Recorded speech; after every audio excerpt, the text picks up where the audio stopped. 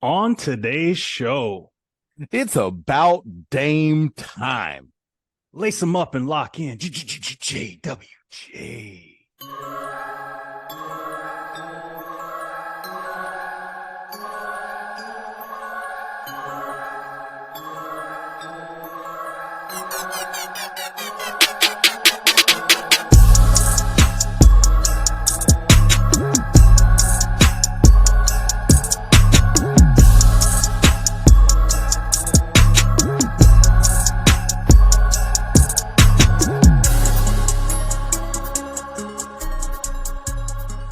Ladies and gentlemen, welcome to episode 23 of the JWJ podcast.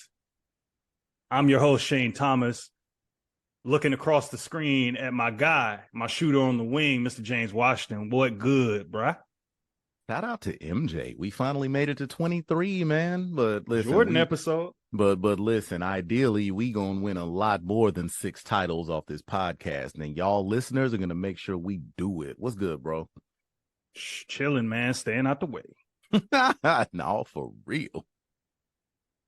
So we got to talk about it. Everybody's heard the news already. We had to hop on here and talk about it. Dame Dollar says holla. He wants out of Portland. It finally happened. Mm-hmm. And early reports are saying he wants to take his talents to South Beach. Now, there's some other teams in play. We got the Brooklyn Nets and the San Antonio Spurs, from what I've seen. The 11-year Portland Trailblazer, 7-time All-Star, wants out of Portland. So, James, one of your favorite players in the league. Yeah, What's your thoughts on this, bro? My dude. Everybody knows I'm a big Dame fan. I told you. I ain't no 7-footer, man. I was always one of them little guys on the court, and dudes like AI, dudes like Dame. I mean, even the journalism background, dudes like CJ McCollum. Like, I've always been fans of the small guards. Chris Paul, I'm a Chris Paul guy. People have their opinions, but those are my kind of players. I like the small guys with big hearts. When it comes to Dame, I'm gonna tell you right now. The title of this episode says everything that needs to be said. He should have been gone a long time ago. Portland's front office has not done much, if anything, to convince him that they were really trying to build a strong team around him. Drafts over the last few years, it's all been, young guys. They haven't made moves to put any solid pieces around him. So we talked about it pretty often that this was a long time coming. It's weird because I want to say I'm surprised it finally happened, but at the same time, I'm not. And my big reason for that is Dame has been that loyal guy. And I think he finally got to a point where he understands that loyalty ain't gonna put anything on my fingers. So right. He finally got to that point where he's like, I gotta go. But one thing I will say, I know Miami's in the talks. I know Brooklyn's in the talks. I know the Spurs are in the talks. First thing I'm gonna say, I will be more surprised than I've ever been in my life if he ends up in San Antonio. Reason being, San Antonio right now is building for the future. And my immediate question is, you're about to go into season 12, which, I mean, Dame at this point is what, like 33, 32, 33, somewhere around there. If you're looking, he'll be 33 next season. Yeah, like if you're looking at that kind of age on your body already, and you weren't down for a rebuild in Portland, I don't care how good Wembanyama is going to be. Why would you go into another rebuild situation in San Antonio? I don't think it's going to be San Antonio.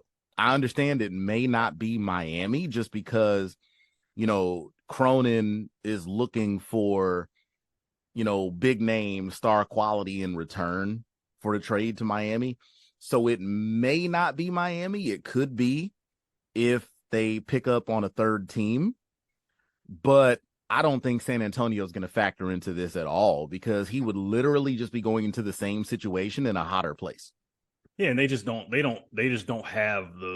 don't have anything that I think Portland would even want. I mean, just because they've been bad, like they don't really have any kind of assets that would help Portland as far as, you know, obviously they want like a star caliber or a budding star player back.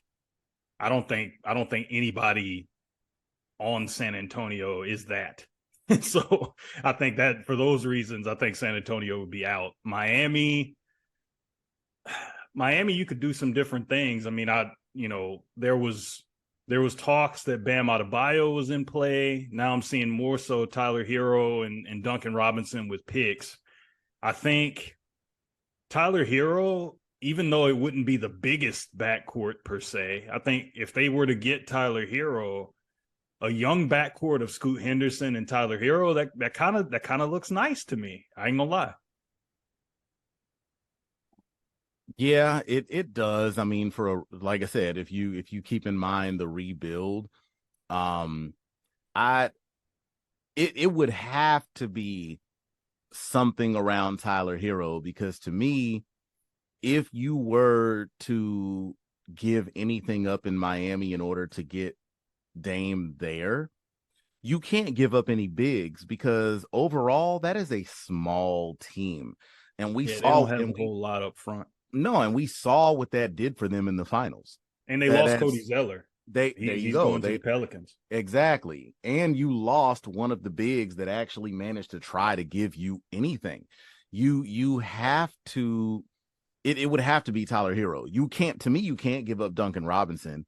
He's kind of your tweener that'll give you a little bit of the perimeter, a little bit of the inside. You can't give up Bam. If you give up Bam, you have nothing left. I mean, they did just sign Thomas Bryant. You know, if he stays healthy, yes, I'm going to take shots at a former Laker. If he stays healthy, then maybe he can actually play. That's a significant. That'd be a significant downgrade, though, from Adebayo to Thomas Bryant. Like that's a massive downgrade. Yeah, I mean, literally, the only thing Thomas Bryant brings to that team is a championship ring. I mean, I mean, no knock, but I mean, Sun Yu has a ring. So I mean, I just Portland, honestly, and we've talked about this off air so often. I feel like Portland, Dame was too loyal, I think, to Portland. Yeah, because I agree. The thing is, it's like, as long as they're trying to make moves to sweeten the roster and make it a contender, even the teams that I think this is one reason. I think this is one thing to mention about this. Them making that wasn't it the conference finals run a few years back? Talking about close to it.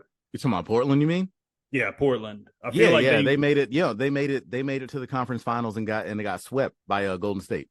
Yeah, so I feel like the run they were on, and then making it to the Western Conference Finals, that was almost fool's gold in a way, because it said, okay, because put it like this, and here's a comparison I just thought of now. That run and ironically it was against Golden State, but that Portland run where they make it to the Western Conference Finals is pretty much exactly how the Mavericks did when they made the Western Conference Finals a couple of years season ago. before last. Yeah, it's like it basically makes you think, oh, we made the Western Conference Finals, we're doing something right. It's like, no, your team just kind of got hot and overachieved. Yeah. So yeah, it's not necessarily that the roster was built to be a bona fide contender, but Dame had a great playoff run and got you there, and then eventually you bow out to Golden State. So it's like, it's kind of fool's gold. It's like, just like last year, everybody's like, oh, Jalen Brunson will definitely be back for Dallas, and then he's not. And then you realize, like, this team, we talked about it before, it's like, with that Mavs team, pretty much all the role players kind of capped out. Everybody was playing well, and as long as they were lights out, the team was great.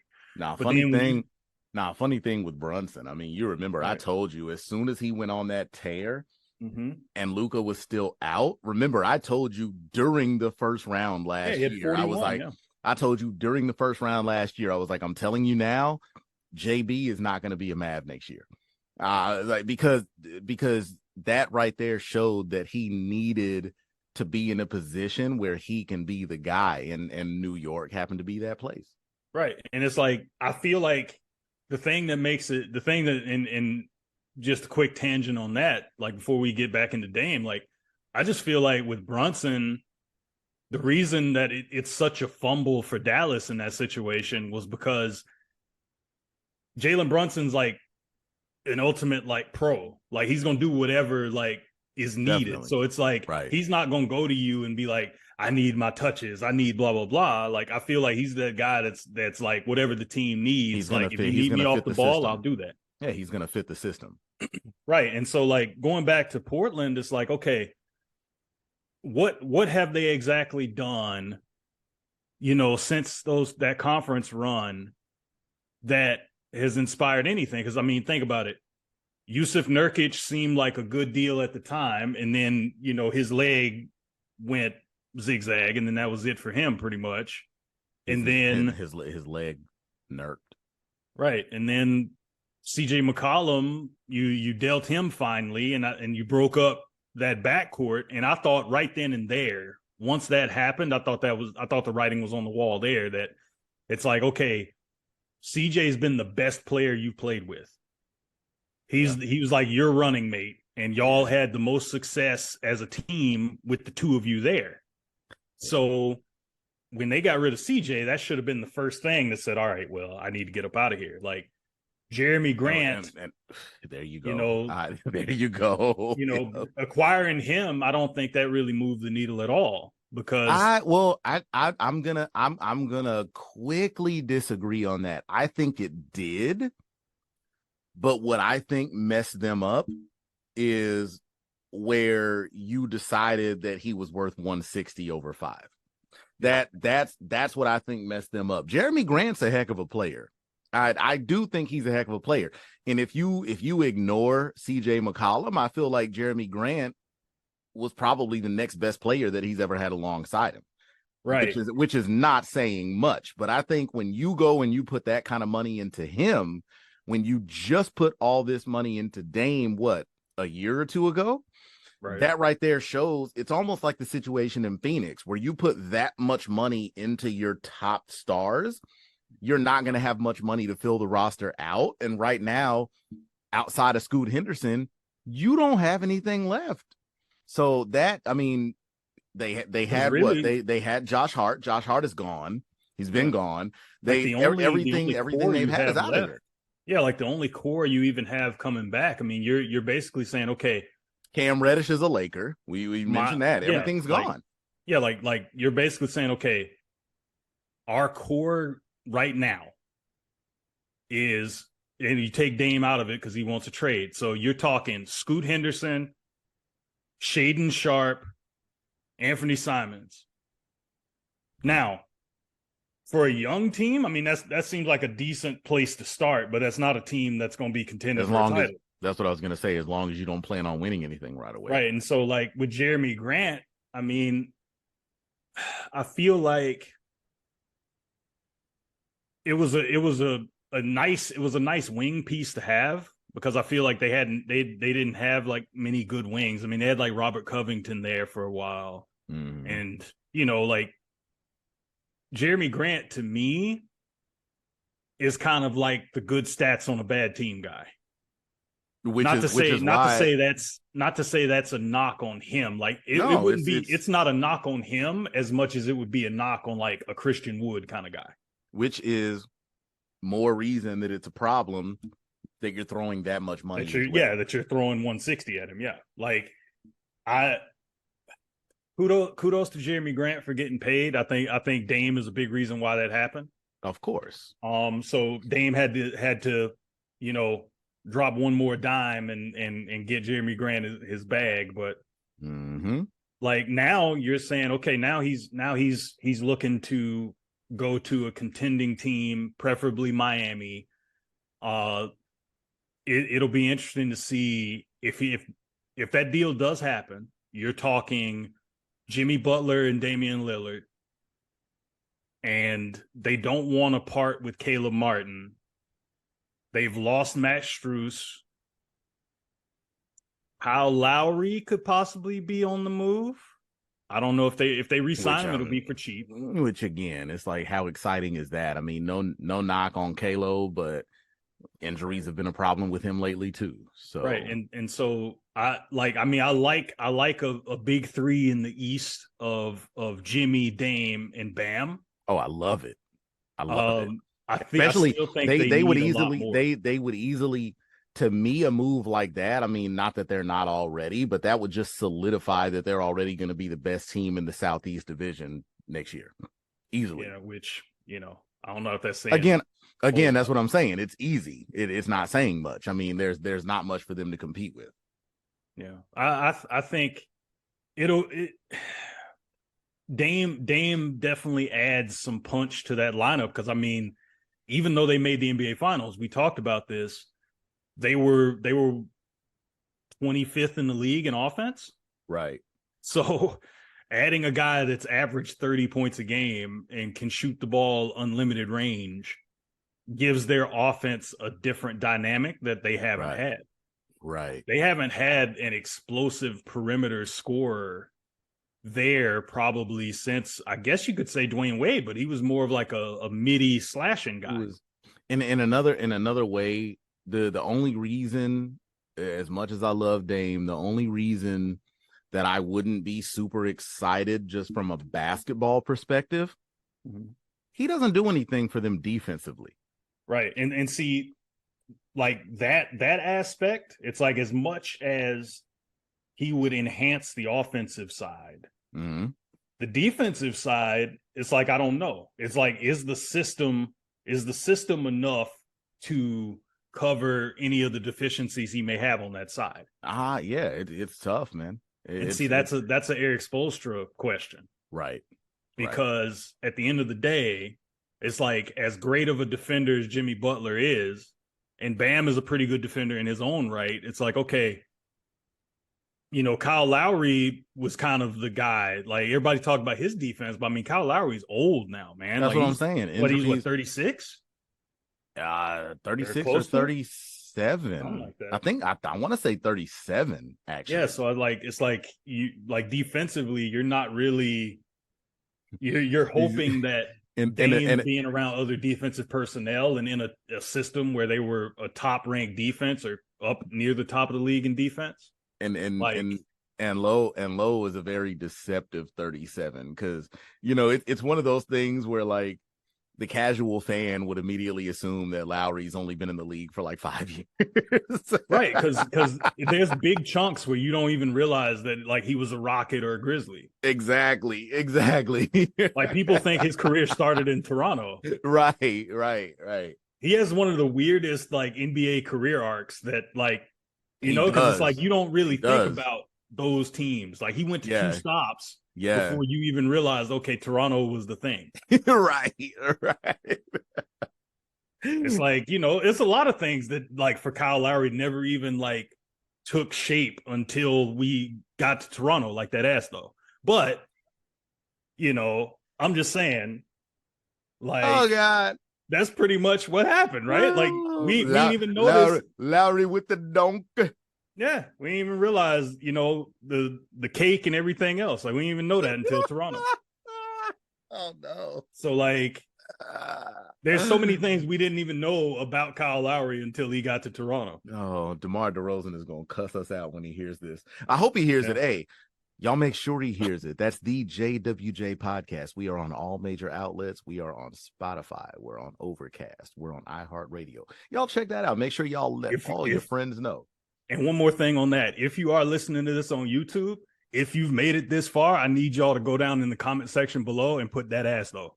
Oh God. Do it. I need y'all to put that in the comment section below. Do that now. Do that. Now, that being said, asses aside, man. In terms of, like, getting the Hall back, I mean, we've sitting here talking all this sounds like ass talk now.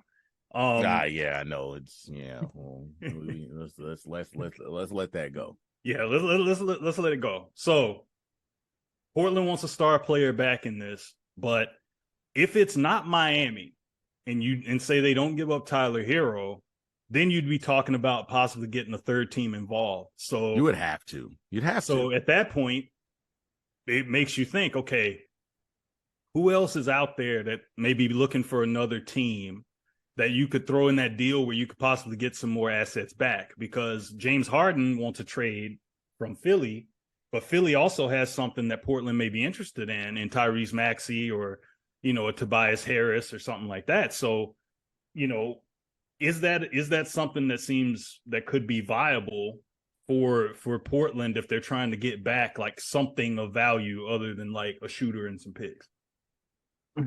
I don't know, man. To me, I just feel like I understand and I respect the fact that Cronin wants like an all-star caliber player in return.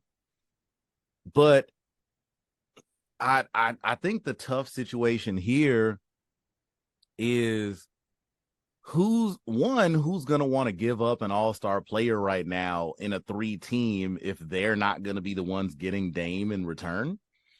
Right. And 2, it's like, if we're being real with when it comes to Portland, it don't matter who you get. Y'all are still going to have a lottery pick next year because there's no 1 or 2 players that you're going to get right now that's going to put y'all in a position to where you're doing anything better than playing in to the postseason next year. Right. So I just think it's a tough situation all around. I mean, and just like we look at every other player that's in this situation in the past, Dame got what he wanted. Dame got his money. I respect him. Dame tried his hardest to be loyal to the squad. Portland would have been in better position on 2 fronts. They would have been in better position to compete if Dame left, if they had put more around him. They would have been in better position to compete if they had put more around him because maybe he wouldn't leave. Right. And that's the thing. It's like, a good example to start with this whole trade request thing is, Dame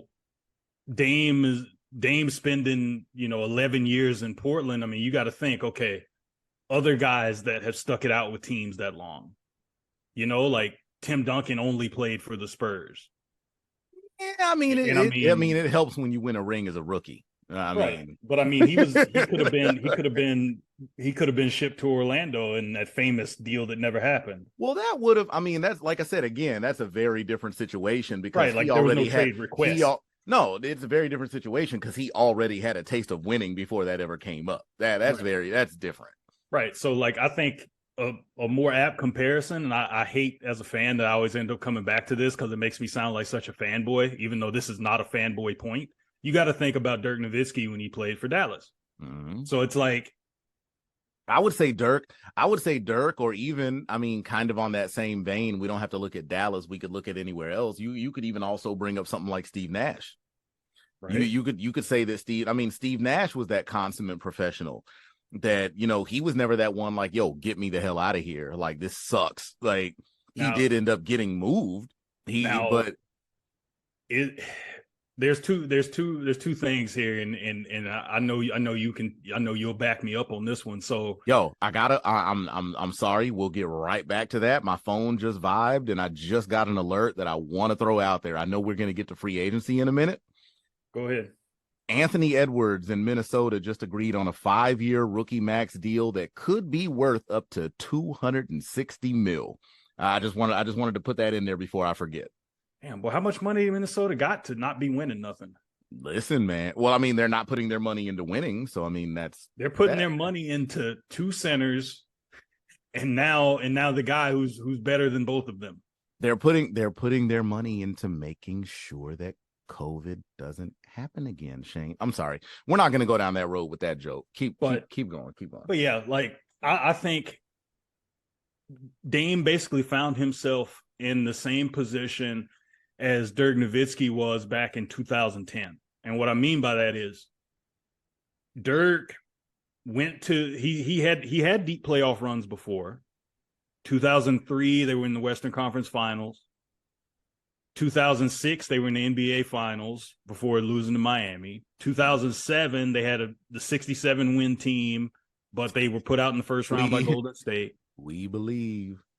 And then after that, you're talking 2007, they lose in, I think, 5 or 6. I think it was 6 to Golden State. 2008, they lose to like the Hornets. Then 2009, I think they were out second round when they lost to Denver. And then 2010, they lose to San Antonio. So you're all these first round exits, second round exits, whatever. It's like they had more like hardship than success at that point. And the case was still the same. It's like, okay, what do we get around this guy that can get us over the hump? I mean, 2003, they had Steve Nash, Michael Finley, Nick Van Exel. You know, that was probably the most talented team top to bottom Dirk Nowitzki ever had in his career. And then you could make the argument the 2003 team was better than the 2006 team. The 2003 team was probably better than his 2007 team in terms of talent. And then 2011, 2003 probably outweighs that. The problem is they blew up the 2003 team after 2004. Steve Nash is allowed to walk to Phoenix, and suddenly it's Dirk's team. And so I say that to say, they tried different looks around Dirk. They had tried, they made the trade for Jason Kidd. They had Devin Harris and Josh Howard and Eric Dampier and like all these people they tried to plug in as like guys around Dirk, but it never quite stuck. It never quite worked. Like Jason Terry was like the only player that kind of hung out there for the most part that, ended up being a part of that championship team from like when Dirk first entered like his prime. And he still had a big ass head. Yeah. And so, that wasn't me, Jed, in case you're listening. That was oh no, it was me. But no, like 2010, I'll be honest, as a Mavs fan, Dirk was in a similar position to Damian Lillard. We've tried all these different things, like nothing's really worked. Like there's more talk about, okay, he's great, but he hasn't won a title. And I was one of the first people, I'll be honest, and this will probably be the first time I've said this on air, but I've said it off air many times. I think in 2010, I was probably in the minority that said Dirk should leave. Dirk should leave Dallas. And honestly, the team that I wanted him to try to go to was Chicago. Because I was sitting there looking at, I was like, Joakim Noah, Derrick Rose, like all the stuff they had in Chicago. If you pair prime Dirk with MVP Derrick Rose with Joakim Noah as like the defensive anchor of that team, that team would win multiple titles. So I just thought this was time for Dirk to bail. Instead, Dirk came back. I think he signed for 4 years and $80 million when he could have got 96. So he left money on the table. Now, him taking that pay cut allowed them to get Tyson Chandler, and they had already acquired Caron Butler and Brendan Haywood and all them dudes, right? So that was what agreeing to stay actually ended up leading them to a title the next season. Going back to Dame, this situation was like, okay, they had CJ, that team had capped out. Once CJ was gone, though, they didn't re-up the team in the same way that Dallas re-upped around Dirk. They didn't. And Sean Marion came to the team and all that. So shout out to Matrix. You gonna end up on this podcast too. You just don't know it yet. Right. I have my reasons. Like that's where Portland failed. Is Dallas had the coach, they had the coach they wanted. They just needed the pieces. In Portland, the coach that got them the most success, they parted with. So Terry Stotts, they gave him the boot after they got put out in the playoffs. CJ's gone. And then you don't get an experienced head coach in there after that. You don't really retool the roster in a way that makes sense. Doesn't help that not this past season, but the year before that, Dame only plays 29 games because he's out injured. So the team just never really put enough around him, and he wasn't able to be healthy enough to even, compete with that team. So it's about 2 years overdue for him to request this trade. I think he should have been out. And I think, now the question is, and I feel like the main reason he hadn't requested this trade is because, I don't think he wanted to just be that another top player to bail on their team. But at the end of the day, it's like if you're a top player and winning is the goal, then you have to look at your team and say, okay, am I good enough to carry this team as constituted to a title, or do I need help? And go ahead. He wouldn't be the first. We could look at that organization's history in general. Right. two of the biggest stars that team has ever had in Clyde Drexler and Bill Walton have both requested trades away from the team. Now, granted, Bill Walton won a ring there before he left. Right. But you have stars that for whatever reason became disgruntled with the team. Bill Walton's was because of, he felt like they weren't really handling injuries well because, he had a lot of the foot injuries and everything. Foot injuries, yep. So he was dealing with a lot of injuries, and he said he felt like the team wasn't really handling his injuries properly. So he demanded to leave.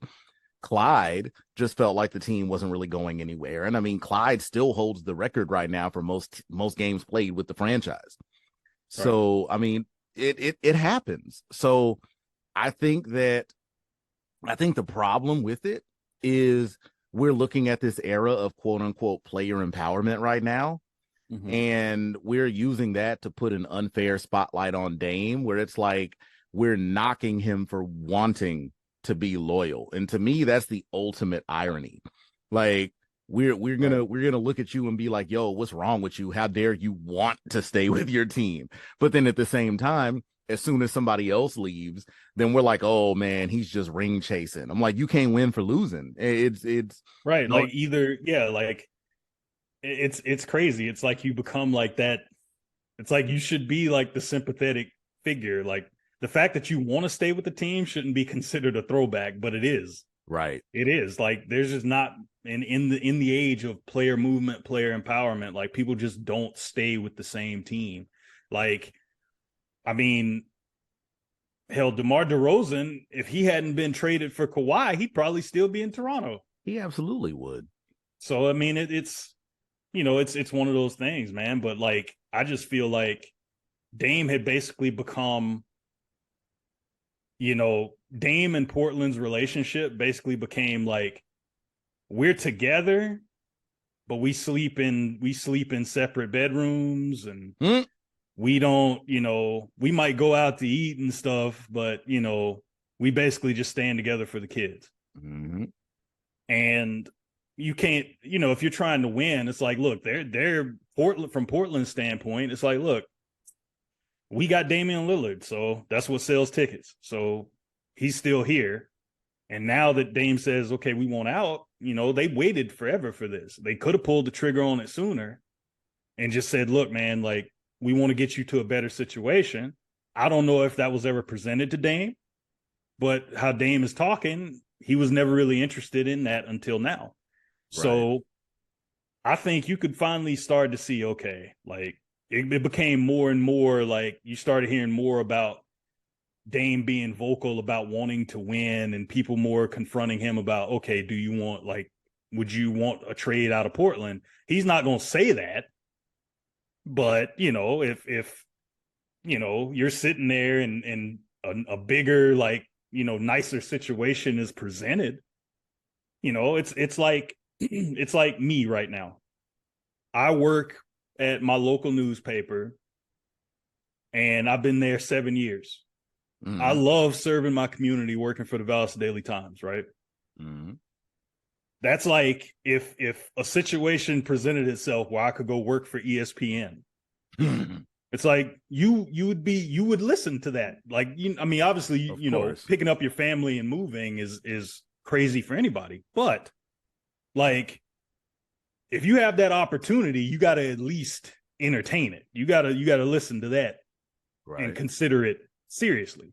Right. So you're seeing Miami make the finals, and they weren't the most talented team, but they made a run through the Eastern Conference, which was loaded this year, and made the finals.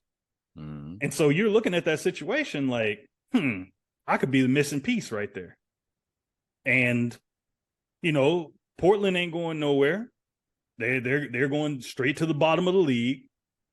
Mm-hmm. They'll probably be where Houston was, because I think Houston is going to take a step up. We'll get to them in a little while as well. But I think it was time, and it's been long overdue. And so I can't wait to see, like, if the Miami deal happens, then we can talk about that more in depth. It'll be interesting to see if he gets what he wants, or if he gets shipped to someplace and he has to wait it out to go to Miami, because Portland doesn't have to play by his rules in this. They don't. You're right. They don't have to, but I think we also have to think about the big picture with it. Right. Everything that he's given them, for the team to say, well, I'm not going to say the team said it, but reports have come out that the team is willing to accommodate his request to be moved.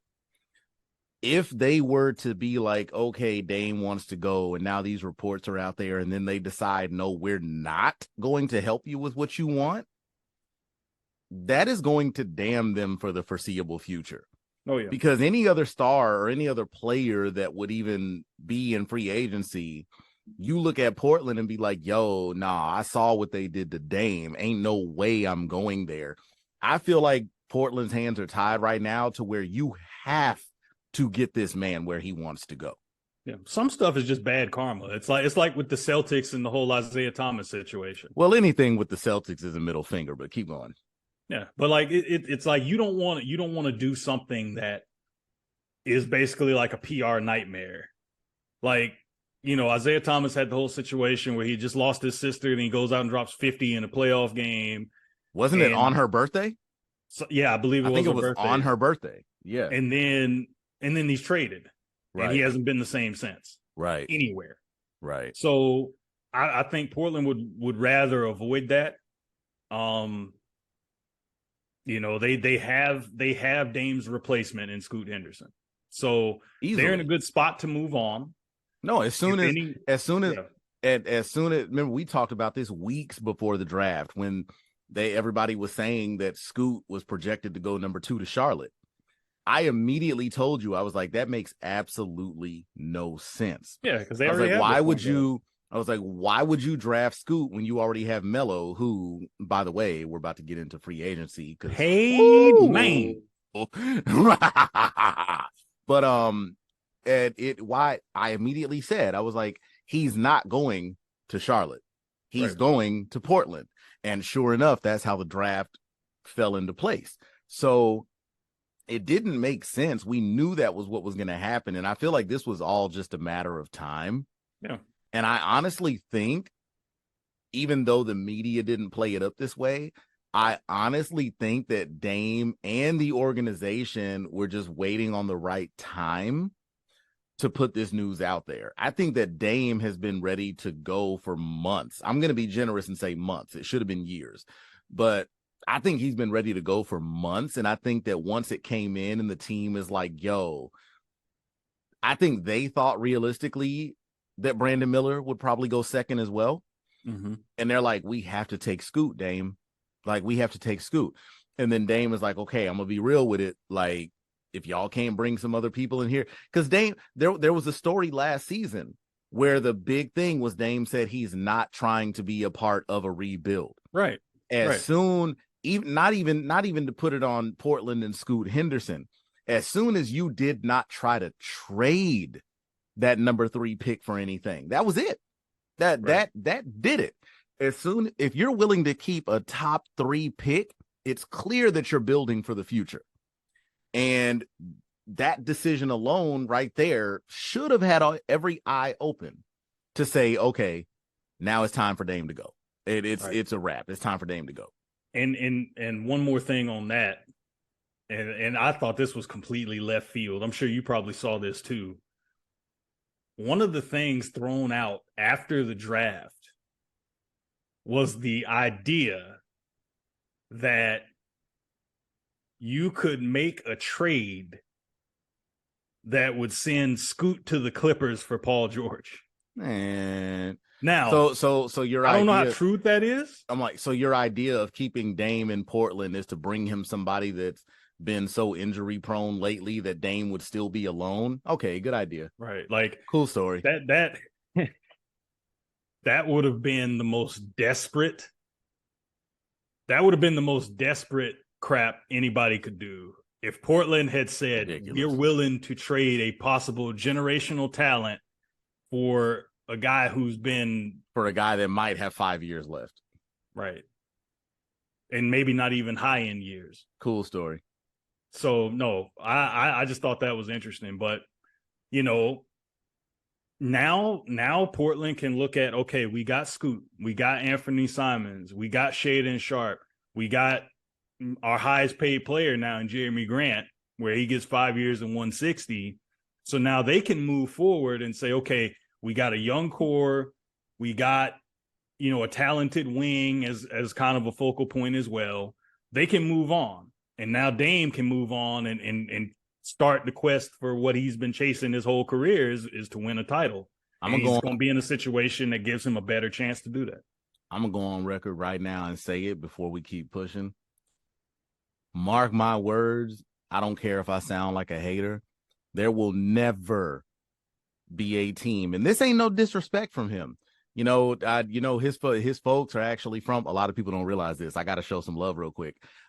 Hancock County, Georgia, Sparta, Milledgeville, around that area. Jeremy Grant's folks are actually from that area. My mom and all my aunties and everything grew up in that area. Shout out to everybody out that way. I'm going to be completely honest, and I'm going to say there will never, Shane, and I'm recording this, there will never be an NBA championship team where Jeremy Grant is your highest paid player. It's not a knock on him. He is a talent. Remember, I told you, I was like, yo, as soon as Jeremy Grant went to Portland, I was like, yo, that's finally a big move for them, because I like Jeremy Grant. What he did in Detroit was awesome. I like Jeremy Grant. But if Jeremy Grant is your top dog, then you're still sitting pretty far back in the kennel. It's right. It is what it is. I mean, because at the end of the day, the thing that ultimately got him there is like he was in Denver. Mm-hmm. Which another thing on some Kyle Lowry stuff, I don't think a lot of people even realize he was in Denver. Right. Because it's like that was before like Denver was like Denver. Mm-hmm. And so he goes to Detroit, and I mean, if we're being honest, he put in his work. He put in his work, but it didn't turn into anything for the team, which literally goes back to the that's point. The thing. It's like you may go and you have career year, but ultimately means nothing, because I mean Detroit has been basketball Siberia for the last, I don't know, probably since 2007. I mean, they've only made the playoffs once, I think, probably since 2007. So it's a team. It's a place where people go to say they play in the NBA still. Mm-hmm. I mean, Bojan Bogdanovic went there, and he's been in trade talks. I'm sure he'll probably be on another team. Detroit now is what Sacramento used to be. Right. It's like it moves around every so often. It used to be, it was Minnesota for a while. At one point, it was Toronto. It was Toronto, the Grizzlies, Sacramento, like we said. Sacramento. Mm-hmm. Now I think Detroit's probably it in the East. There's two of those in the East. I feel like Orlando's been there. Now it's Washington. So it's like Washington. It's definitely Washington. And we'll get Detroit. We'll get to that with the free agency talk. It's definitely Washington. And in a lot of ways, Atlanta. So it's a three-way tie for like weird Siberia, where NBA players' careers go to die, but for a very long time. Keep going. Right. So, so Jeremy Grant putting up numbers in Detroit and being the number one guy in Detroit, and then coming to Portland, and obviously Dame is that dude, but like Jeremy Grant didn't necessarily produce at the same level. He'll get paid, and I'm sure Portland with Scoot, they'll be fun. They just probably won't win a whole lot of games. Like Houston last year. Right. And I mean, the upside to Jeremy Grant, I guess, getting this deal is, he may be attractive to a team that's looking at him as possibly the missing piece in a couple years. So, as his career goes in Portland, I'm sure he'll probably be flipped for picks or whatever if they're still trying to, build around Scoot, depending on just how good he is. So, that being said, Dame requesting the trade, that's obviously the biggest news of the offseason right now. But, we still got free agency. So the latest stuff going on with that, this is July 3rd. So we're in the third day of free agency. And so the big news that came out, full day. It started third Friday. full day. Yeah. So, we're at that. So let's talk about the latest. We got probably the craziest thing to me. Dylan Brooks, who many said he should learn how to speak Mandarin because he'd be playing for the Beijing Ducks. Gets 4 years and $80 million from the Houston Rockets. James, what do you think about that deal, man? Listen, as much as I gave Dylan back during the postseason, I think that a team would honestly be crazy to think that he's not worthy of being on a roster. I'm going to give the man his respect. I mean, you look at the numbers that he gave Memphis, and on top of that, just that mentality. I think the reason that people gave him a bad rap, and yes, I said people gave him a bad rap as opposed to him doing it to himself, would people still be looking at him the way that they do if he was talking that trash and say Memphis won a ring this year? They wouldn't. They would look at him the way that they would basically look at a 2010 Ron Artest. Yeah. Like back in 2008 or 2009 rather, when the Lakers had to play Houston in the conference finals, I believe it was. And there was the whole, there were all the scuffles with Kobe and Ron Artest. Everybody's looking at Artest like, man, this dude is crazy, man. He still ain't moved on from the malice at the palace and blah, blah, blah. And as soon as he ends up a Laker with that same mentality in 2010, well, in the summer, the summer of 2009, soon as they win a ring in 2010, everybody's like, yo, we needed a guy like Ron Artest. I feel like Dylan Brooks is that same kind of guy.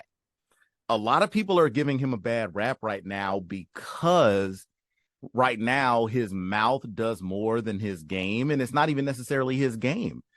He's on a team that didn't happen to win. We're not going to go into details. We might do it on the next episode, but when your star is more interested with being an idiot on social media, that's going to affect the whole team. Right. So I think that as much as I teased him, and yes, I did, I literally wrote some quick bars about him, and I don't have a problem with that because I just had to make sure I still had it with the pen, and clearly I do. Holla at me. But I think that when it's kind of like you have to pick and choose when to be humble, and unfortunately he didn't pick and choose properly, so it ended badly there. But I'm like, if we can really be honest, I know other contracts are huge right now, but if we think of potential versus actual, who right now is winning more than the guy that people said would probably be playing in Asia, and now he's worth $80 million? Yeah. Once you strip away like all the extra stuff and the drama and all that, like the poking bears comment and all the stuff with LeBron, all that stuff, like Dylan Brooks is one of the better defenders in the league. Like he's there. He's a 3-and-D wing guy that plays with an edge. Like you take all the stuff he said out of it. I mean, that's his reputation. He's one of the best wing defenders in the league.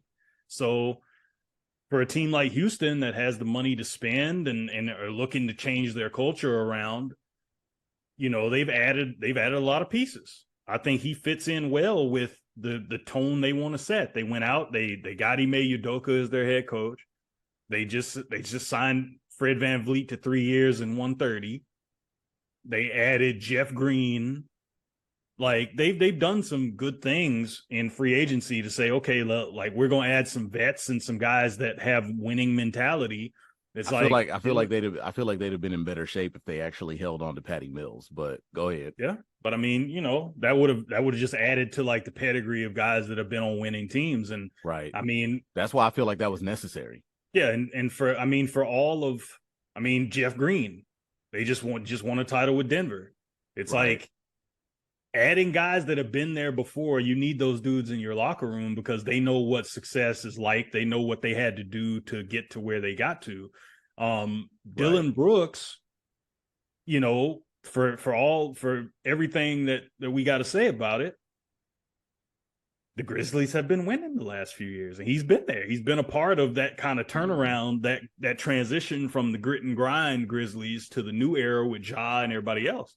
So, like, he's been one of the bright spots from that turnaround, right? And from that bridge from one era of that team to the other. So, I think, and he kind of fits that timeline. I think Dillon Brooks is only 27. Yeah, he's a young gun. So I know he came out of Oregon. Right. So he hasn't been in the league very long. And it's another one of those things where I feel like a lot of people weren't paying attention because he's not like one of those household names. Right. Like Dillon Brooks is, I mean, he's been in the league a little bit. I mean, you could say he's a veteran now. You know, but he's had a lot of success, you know, in a short period of time. I mean, yeah, he's only 27. A lot of people may not realize this, but he is Canadian. Yeah. Yeah. Yeah. Shout out to wifey. Yeah, but at the end of the day, he's one of the elite, you know, wing defenders in the league, 6'7", 225. Like, and I think a lot of people don't realize that man is 6'7". Right. I think that's a big part of it too. Like right. he talks a big game, but if we're being honest, damn near everybody looks small facing up with LeBron James. Right. I mean, that dude is a mountain. So it's like everybody looks small in that situation. But I think that as much as Desmond Bane catches flack for the way that he thinks and the way that he talks, the way that he acts on the court, if we're being honest, what's the difference between, now we're not talking gameplay here, but what I'm going to say, what's the difference between his attitude on the court and a guy like Marcus Smart? So you mean you're talking about Dillon Brooks? Yes. Okay. When I say so what's the difference between the way that Dillon Brooks wants to carry himself with his brashness and his attitude? What's the difference between his attitude on the court? Not talking his game. What's the difference between his attitude and the attitude of a guy like Marcus Smart? The only difference is that one of those teams is winning. Right. To me, that's the only difference. Yeah. Marcus Smart is only 6'2", 6'3". Yeah, he's like not a big guy. Yeah, Marcus Smart is a little guy, but we appreciate his attitude and his temperament because he's on a team that's winning. And plus, here's another thing too. Like, let's not act like, you know, I feel like this past year didn't reflect on Dillon Brooks positively. But if you look at the numbers, I mean, 2021-22, he averaged 18 points a game. Right. Before that, he averaged 17. Before that, he averaged 16. So it's like, and he's been a full-time starter for them, you know, like His rookie year, he was starting for the Grizzlies. As a 22-year-old, I mean, he was averaging 11, but he played in 74 of 82 games. He played in all 82 as a rookie and started 74. That's impressive. Now, granted, they probably weren't winning nothing then, but still, like, you know, a guy that can average 18 and Houston's about to get him in the prime of his career, and he's I think it's a good move. Now, obviously the money is going to sound weird because everybody had him slated to be out of the league. Right. You know, but no, I think for Houston, it's a good move for them because in order to get a guy of Dillon Brooks's caliber, you got to spend. It's like he's in his prime. Like, and it's like that one thing that I always tell you. I'm not going to take credit, you know, for the slogan because I heard it on the radio a while back, but not even to say that Dillon Brooks necessarily fits the mold, but it fits every player in the NBA. And I've said it before, every player is a max player somewhere. Dillon Brooks is valuable somewhere. So it was easy for us to make the jokes about, oh, he's going to be out. Oh, it's going to be a wrap, this and that. But somebody's going to want him.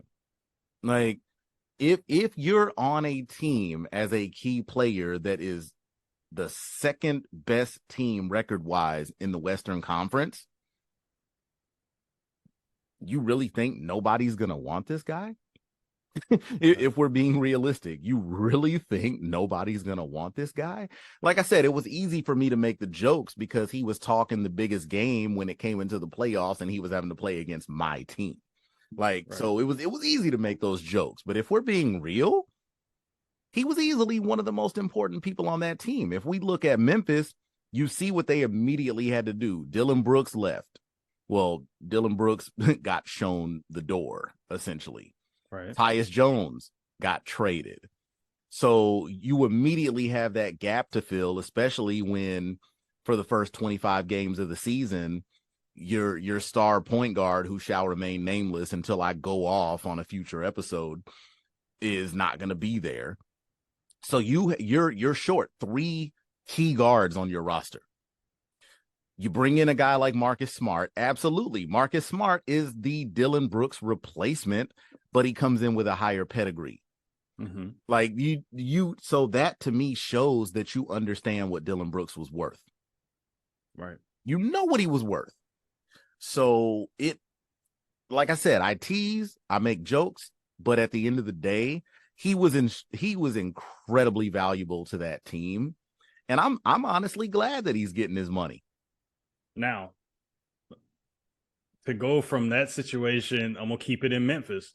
Desmond Bane was brought back. He was given an extension. That boy just totally slayed Batman. 5 years, 270 of them things. 5 years, 270. Man. Come on now. To go back to the Grizzlies. Now, that one, I got a Google Doc where we put our points in there. I put 270 and I immediately put like the 3 exclamation points in parentheses next to it. And I already have a joke ready. So check this out. I don't know if you saw the reports lately, Shane, but there was apparently a guy, I think it was a guy in Atlanta that actually paid like a crap ton of money to have like limb lengthening surgery to like make himself taller. Like so did you see the story about that? Yeah. Okay. So that's why they're giving D Bane that money. They're giving Dez that money because they want him to use part of that 270 to lengthen his arms. He might have the shortest wingspan. Absolutely. Of any player in the NBA that's like 6'5" or taller. Absolutely. That 270. His arms are comically short. That 270 at least a good 10 to 15 of that is going to have to go to arm lengthening surgery. That's why they gave that to him. They didn't want that. They didn't want it to be on the team to be like, oh, Memphis says he can't be here unless he gets his arms lengthened, so we're going to pay for it. So they put it in his new contract that he's going to have to go do it himself. We'll just give you the money for it, and you can be on record saying you did it. That's what that is. I'm sorry, like, and this will be the most I'll crack on it. And whenever I see Desmond Bain, I just think of that like SpongeBob episode where he goes to the beach and like, and he gets like the fake arms from Larry. Yeah, and like he's walking around. Like I can't help but think of that when I see Desmond Bain. That's hilarious to me. But all jokes aside, like they retain one of their better players. I mean, he's the best shooter on the team. They did what they were supposed to do. He's low key an elite shooter. I mean, I don't know if he, like, that's his calling card, but I don't know if he gets enough credit for being just the sniper on that team. No, I mean, I feel like they don't have a lot of shooting on that team. I feel like it was mentioned. I feel like it was mentioned. I can't remember if it was this past season or the season before. He actually went down for a while. And the media did a really good job of mentioning that while he was gone, like one of the biggest areas that they would be struggling was in 3-point shooting. Yeah, I want to say, and don't quote me on it, I feel like he was their best 3-point shooter last year. Oh yeah, by a mile. Yeah, by a mile. So I mean, yeah, it definitely works. It definitely makes sense. I mean, the front office is paying attention. The front office is paying attention, and I'm with you though, man. The 270, I'm like, yeah, that's a lot. Not to say, I'm never gonna say an NBA player is not worth a certain amount of money, because it goes back to that whole like everybody's a max player somewhere. If a team thinks you're worth that money and they pay you, then that means you're worth that money, regardless. Fans can think what they want. If a team is willing to give you money, then clearly you're worth that amount of money to somebody. So I'm never going to argue that. My whole thing as a front office guy is I'm looking at our roster now. We've made some decent moves. You know, we got Marcus Smart. You know, we brought in Derrick Rose, which that's something I'll talk about later too. I love that move for a lot of reasons, but I'm going to save that for, you know, the idiot episode, whatever. But I also think, I don't know, maybe it's easy for me to think this way because I'm not a millionaire, but it's like, if you give me a choice of, say, you'll sign me for 5 years and 270, or there's an option that you'll sign me for 5 years and say 170, and then we can use the rest of that cap space to bring in a lot of guys that are going to help push us towards a ring when we were already a playoff team last year and we had already gone deep into the playoffs the year before. Right. If those are my options, and like I said, maybe this is me talking to somebody that's not a millionaire, I'm clearly taking the 170, and I would be like, yo, go do what y'all got to do. I'm happy with this money. I'm glad to be here. You know what I mean?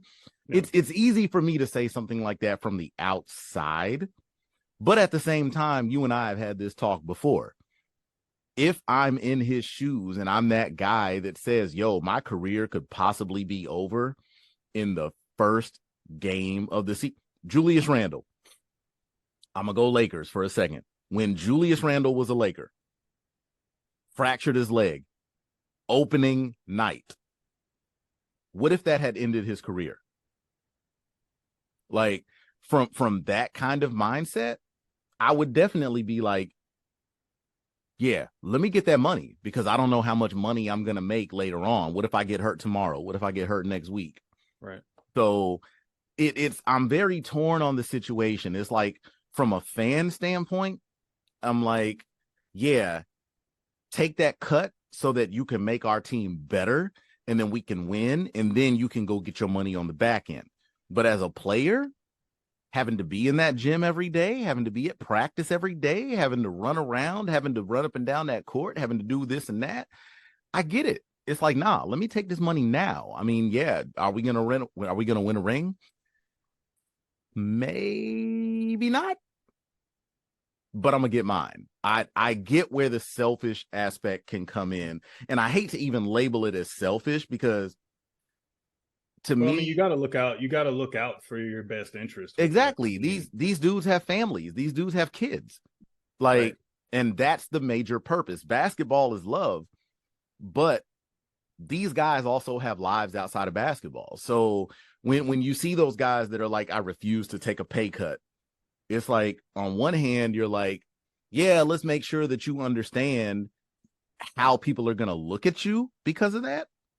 But at the same time, I feel like people also need to understand, yeah, you're human and you got to do what you got to do. And if somebody's willing to pull, you know, 4 Brinks trucks up to you, why should I settle for 2?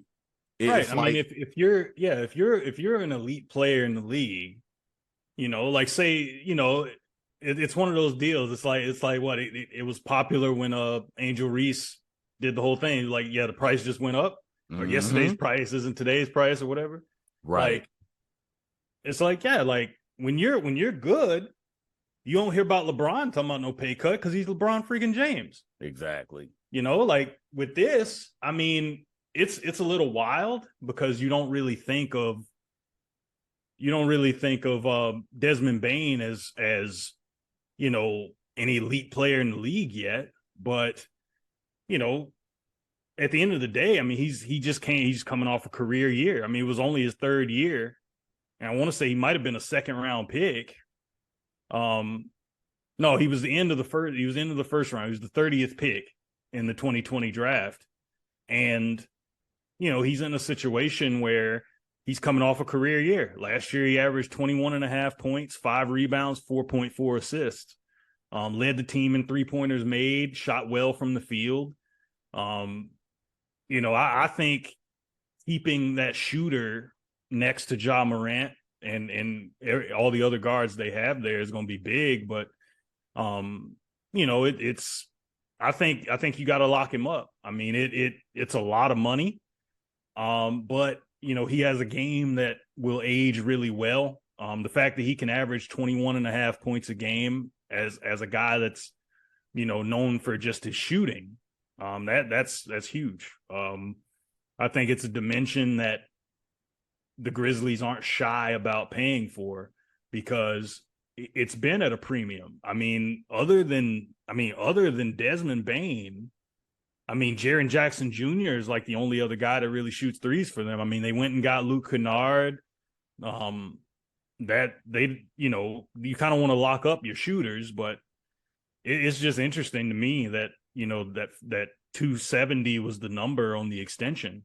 Because you don't, you know, we don't really think of Desmond Bain as that level of player, but you know, if you can average 21 in the NBA, you're doing something right. And you know, like I said, looking at the numbers, you know, Desmond Bain led the team in 3-point shooting. He made 166 threes last year, shot just under 41% from 3. Ironically, the next best 3-point shooter in terms of makes was Dylan Brooks, who made 143 threes last year. Didn't shoot the percentage that Desmond Bain did, but he hit 143 triples last year. Tyus Jones, who's been shipped out, made 121. Jaren Jackson Jr. made 100 as a 23-year-old last year. And then after that, nobody had 100 threes made. Ja Morant only made 92 threes and shot 30% from 3. So Luke Kennard, who only played 24 games,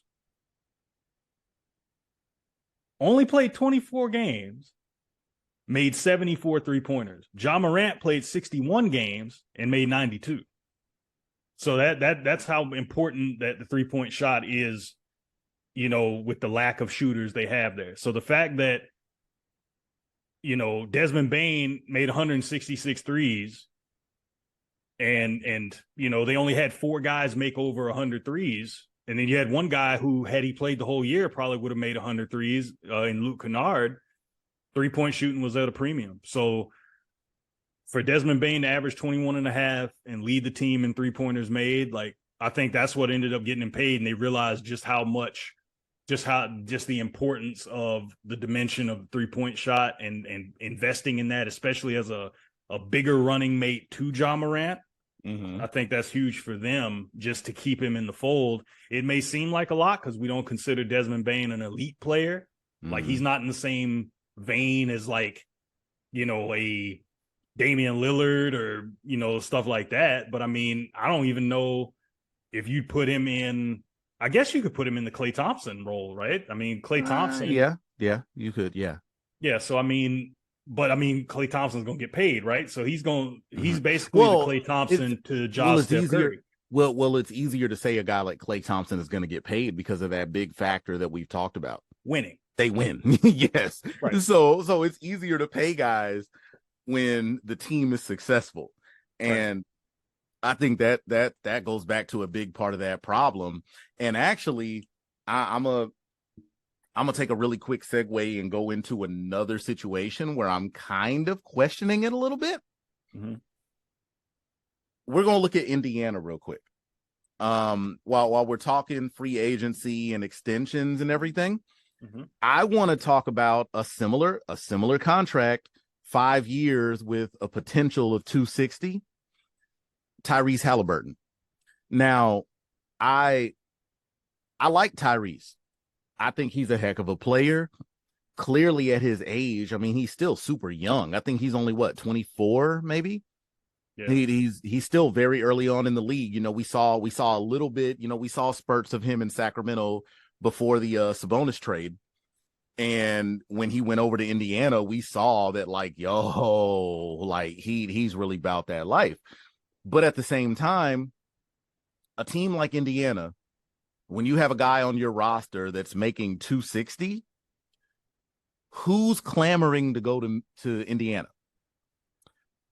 What has Indiana done to say, yo, y'all should come here?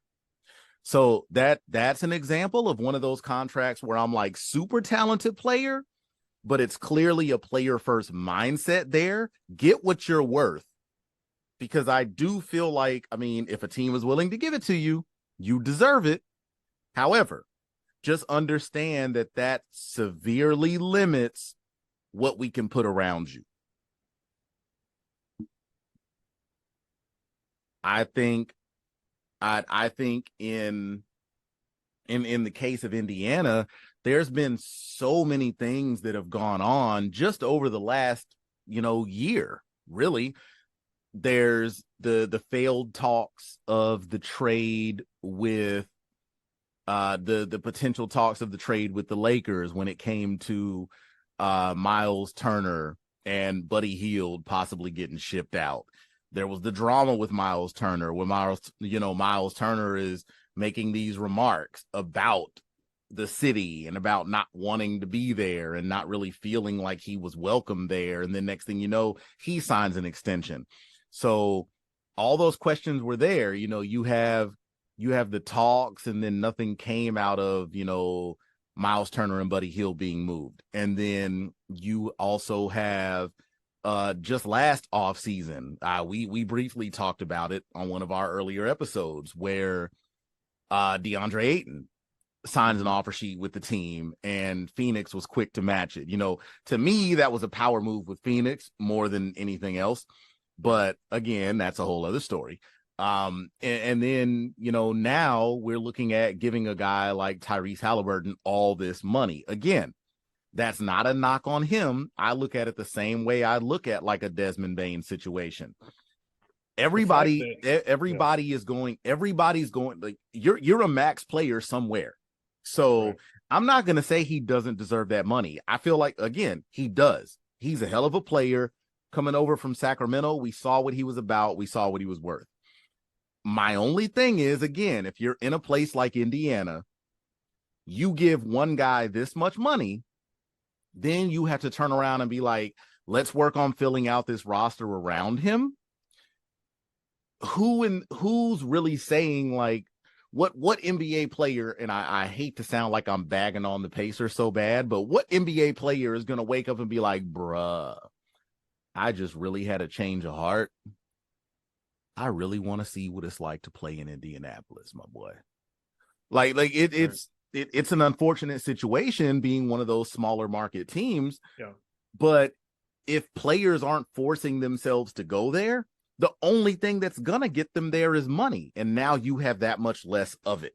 Right. And I mean, granted, you know, granted, Halliburton is in a hell of a position to get paid. He had a career year with Indiana, made the All-Star team. Take that, Wally Zerbiak. But scissor. Yeah. So, if it's like somebody's got to be a max player, he's obviously the star there in Indiana, even though they have Miles Turner and Buddy Hield there. So, I don't have a problem. I don't have as much of a problem with it as I did with Desmond Bane. At least the money seeming that high. It's like, yeah, but you gotta take care of your guys and make sure you retain those dudes.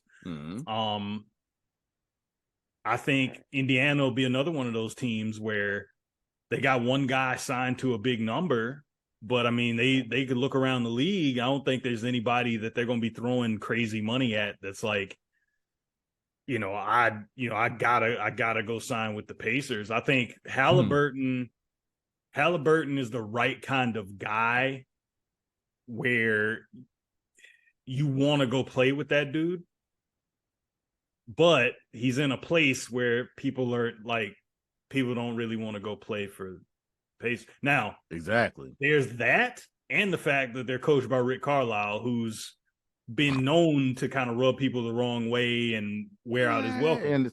And the thing that's tricky there is almost like the Dylan Brooks and Memphis type thing. Yeah, Carlisle has been known to rub people the wrong way, but you know what else he's been known to do? Win. Coach a championship team. Yeah. So it's one of those things where you got to pick how much am I willing to deal with?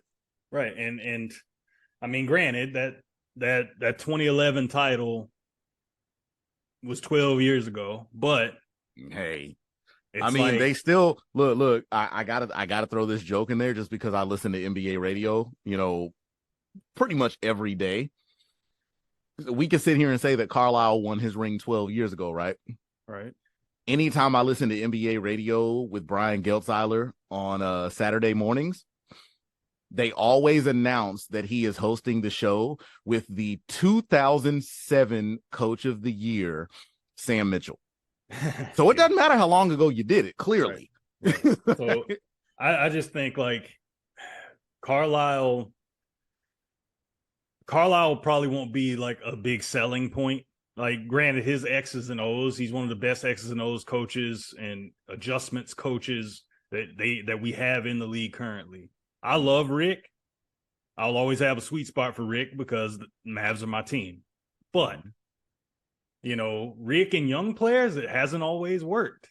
It hasn't always been like a seamless thing. Now, he won't be the one necessarily that will bring in top-notch talent, whatever. It's like, it's basically, okay, we got Halliburton. If we can improve our positioning and look like we can make the playoffs, then, you might have some guys that say, you know what, I want to be a part of that situation and help try to get them over the top. But it won't be elite players. It'll be like great role players, top end guys like that. Right. That you get, because that's what happens when you're a small market team. You either hit in the draft, which, I mean, they did that with Paul George, right? So you hit in the draft, and that was by trade, wasn't it?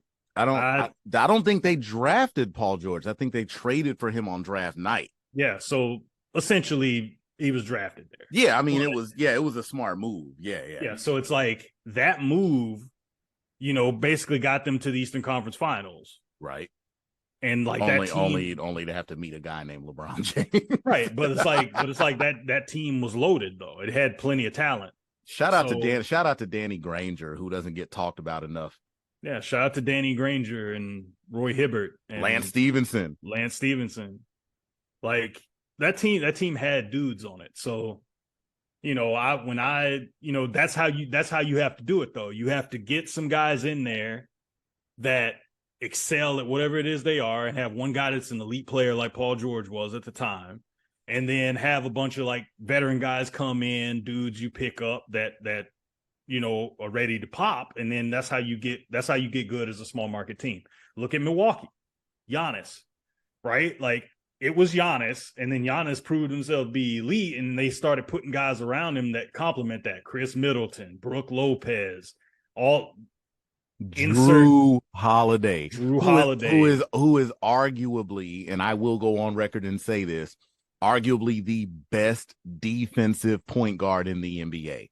By far. No disrespect to the guy that won DPOY last year and Marcus Smart. Right. Drew Holiday is the best defensive point guard in the National Basketball Association. Book it. Yeah. So, but it's like, that's what you have to have. You and the have smartest the player first, and then, you put the right veterans and the right role players around them.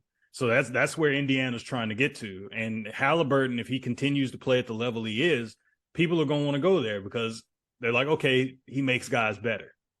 And so role players benefit from that. There's certain guys you could probably get, like a Buddy Hield is going to excel playing with a guy like Tyrese Halliburton because he gives the ball up and they get in transition and they do things. Right. So, with that being said, I mean, looking at some of the other moves here, I mean, we got LaMelo Ball. He re-upped for the same amount.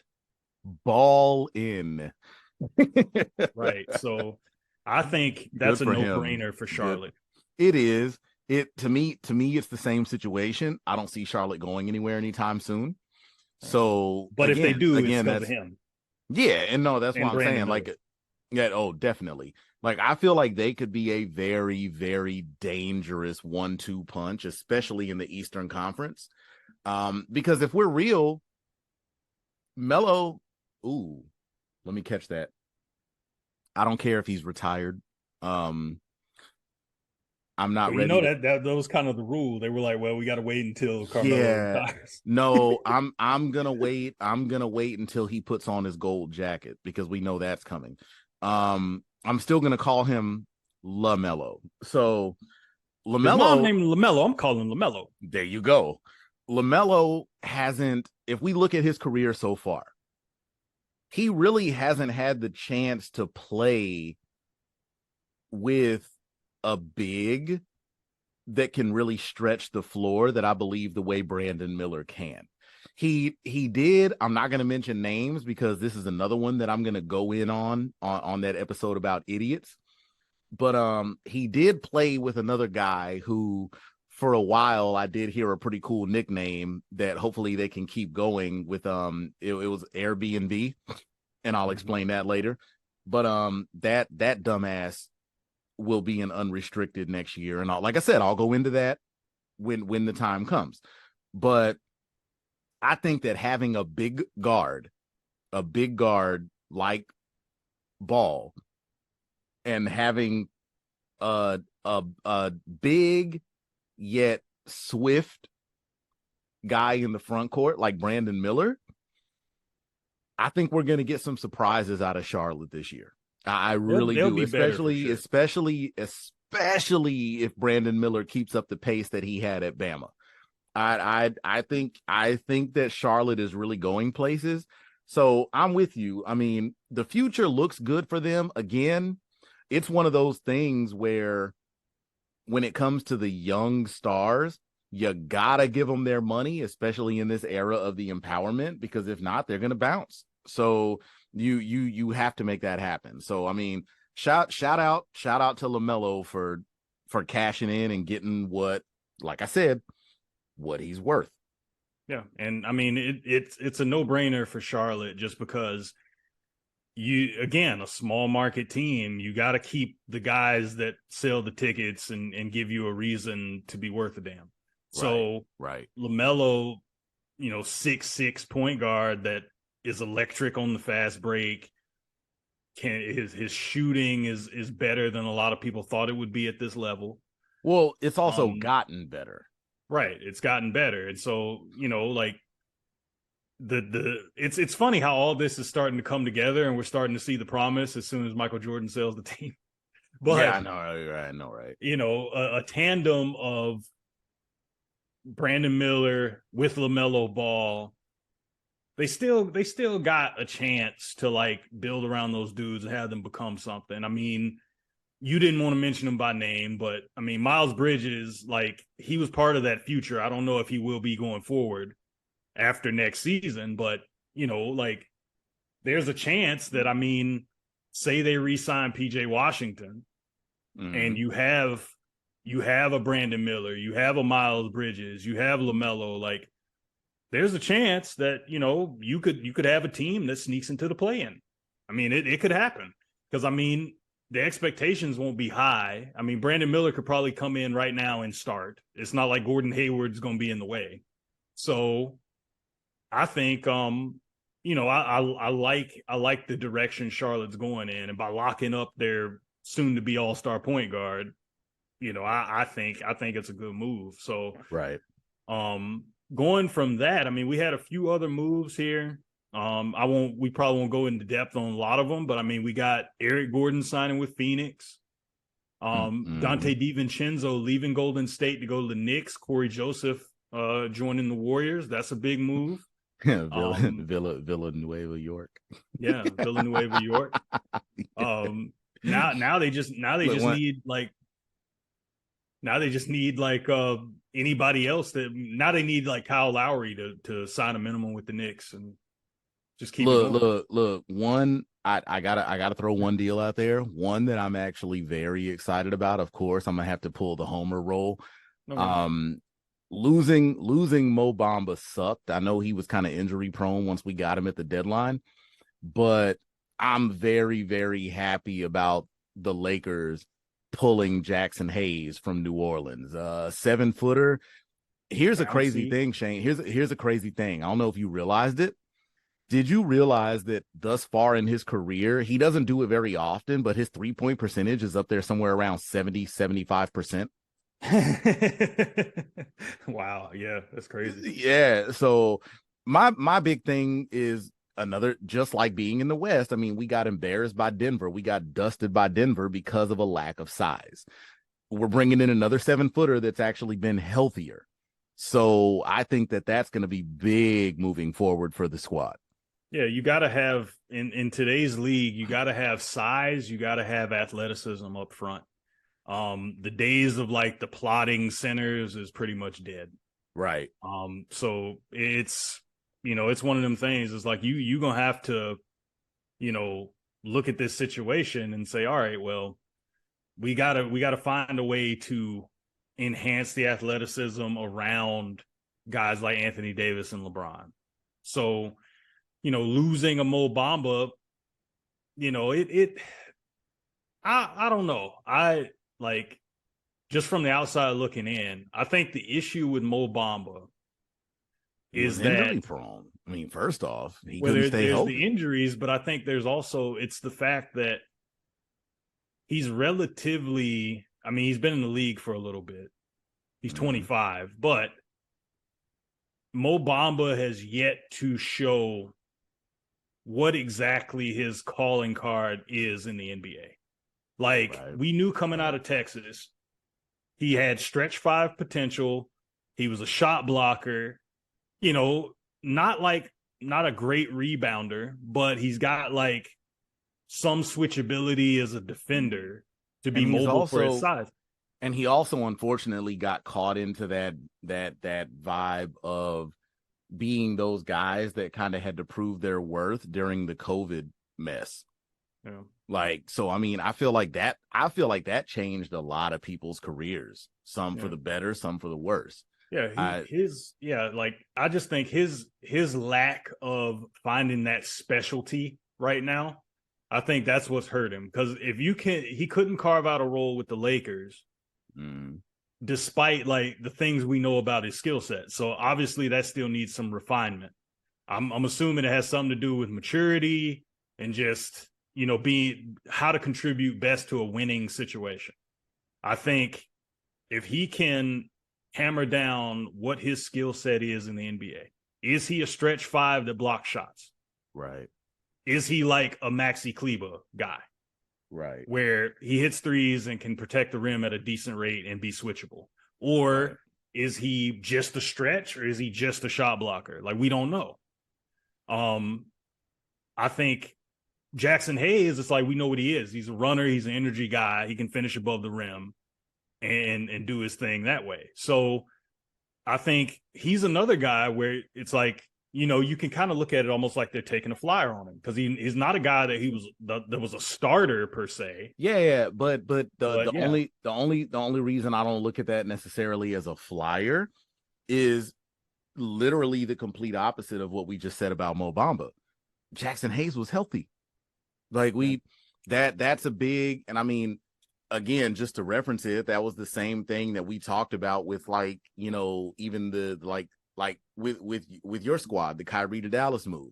Like, it's easier to look at a guy like Jackson Hayes with optimism because he's always there. Like he didn't play a ton of games last year, but I'm saying, but it wasn't because he couldn't. Right. That's what I'm saying. Yeah. He was always there and available. Now, if coaches don't play him, that's one thing. But if you're not playing because you're hurt or because of off the court commitments, that's totally different. He was always there. And when he was there and he got the chance, he performed. That's why I actually do look at him with a little more optimism than a guy like Mo Bamba, because we weren't able to see Mo's potential because Mo was not able to play. To me, that's a big difference. Do you feel like, sorry to cut you off. No, you're good. What's up? Do you feel like he can come in, if this is even in play? Is he a starting center for the Lakers next year? Because, I mean, he's only the most he's played is 20 minutes a game in a season. At the beginning of the season, absolutely not. Mm-hmm. I wouldn't start the season with him in that position. So like a spot starter role. But we could check it out to see, because the benefit to the squad right now is if he stays healthy and if he shows us enough potential to be a spot starter, immediately Anthony Davis can play more than 60 games. Right. Because he won't have to burden as much of the load. Exactly. That's why I love what he can potentially bring. Which goes no guarantees, but yeah, right. Which that's why I say potentially, yeah. Which right. I mean, it absolutely goes back to what I was saying, like the whole, like the Kyrie thing, the Mo Bamba thing. With them, there's total uncertainty. Yeah. With Jackson Hayes, like I said, he wasn't missing time because he wasn't healthy. He was always there in uniform. The coaches just chose not to play him. Right. And that right there shows, we could even look at what we just mentioned earlier about the Carlisle deal. Mm-hmm. Maybe there was something with the coaches while he was there. Maybe there was an issue with them where they're like, I'm not playing this guy. So, but when he was on the court, we saw the numbers. I mean, I know the numbers are super low, but I mean, I'm not going to argue with 75% from three. Even if he only took 4 threes in his career, hell, he hit 3 of them. Whatever. I mean, that's like us laughing. Oh, Shaq only made 1 3 in his career, or was it 2? Whatever. We still make it a point to mention those things. They still matter at the end of the day. So you can't replace being 7 feet tall and guarding the rim. And last season, that was the downfall for the Lakers. That was the downfall, was that we did not have a lot of interior defense that was regularly there. Yeah. So I think that bringing in a guy like him, like I said, the big thing is health. 2 things that you can't coach are health and size. Yeah. If he can stay healthy, he's already knocked both of those out, and you can bring him in. Darvin Ham can work with him on the rest. Yeah, because like he feels a need as a young, athletic big that specializes in rim running, playing defense, and I mean you need that. And I mean you saw what we talked about this last episode about defensive versatility. I mean, right. It allows the Lakers. You could honestly have a lineup where you have Hachimura out there with Jackson Hayes and AD. It's possible. You know, like just having like that length and that size. I mean, that's big. I mean, that allows the Lakers to have a little bit of a dimension they didn't have to a team that's already pretty damn good defensively. That's what I was just about to say. Right, to win, so, it could be one thing in the NBA finals, but to win in the West, you got to be big. Right. You got to be big. That's what killed the Lakers this year in the conference finals. They didn't have anybody that could deal with Jokic. They didn't have anybody that could deal, honestly, with Aaron Gordon. Aaron Gordon went off. Like they didn't have anybody that could deal with those big guys. And if you look at it, that's exactly what Denver used to take advantage of Memphis in the finals. Miami. Bam. You're right. My mistake. That's exactly what they used to take advantage of the Heat in the finals.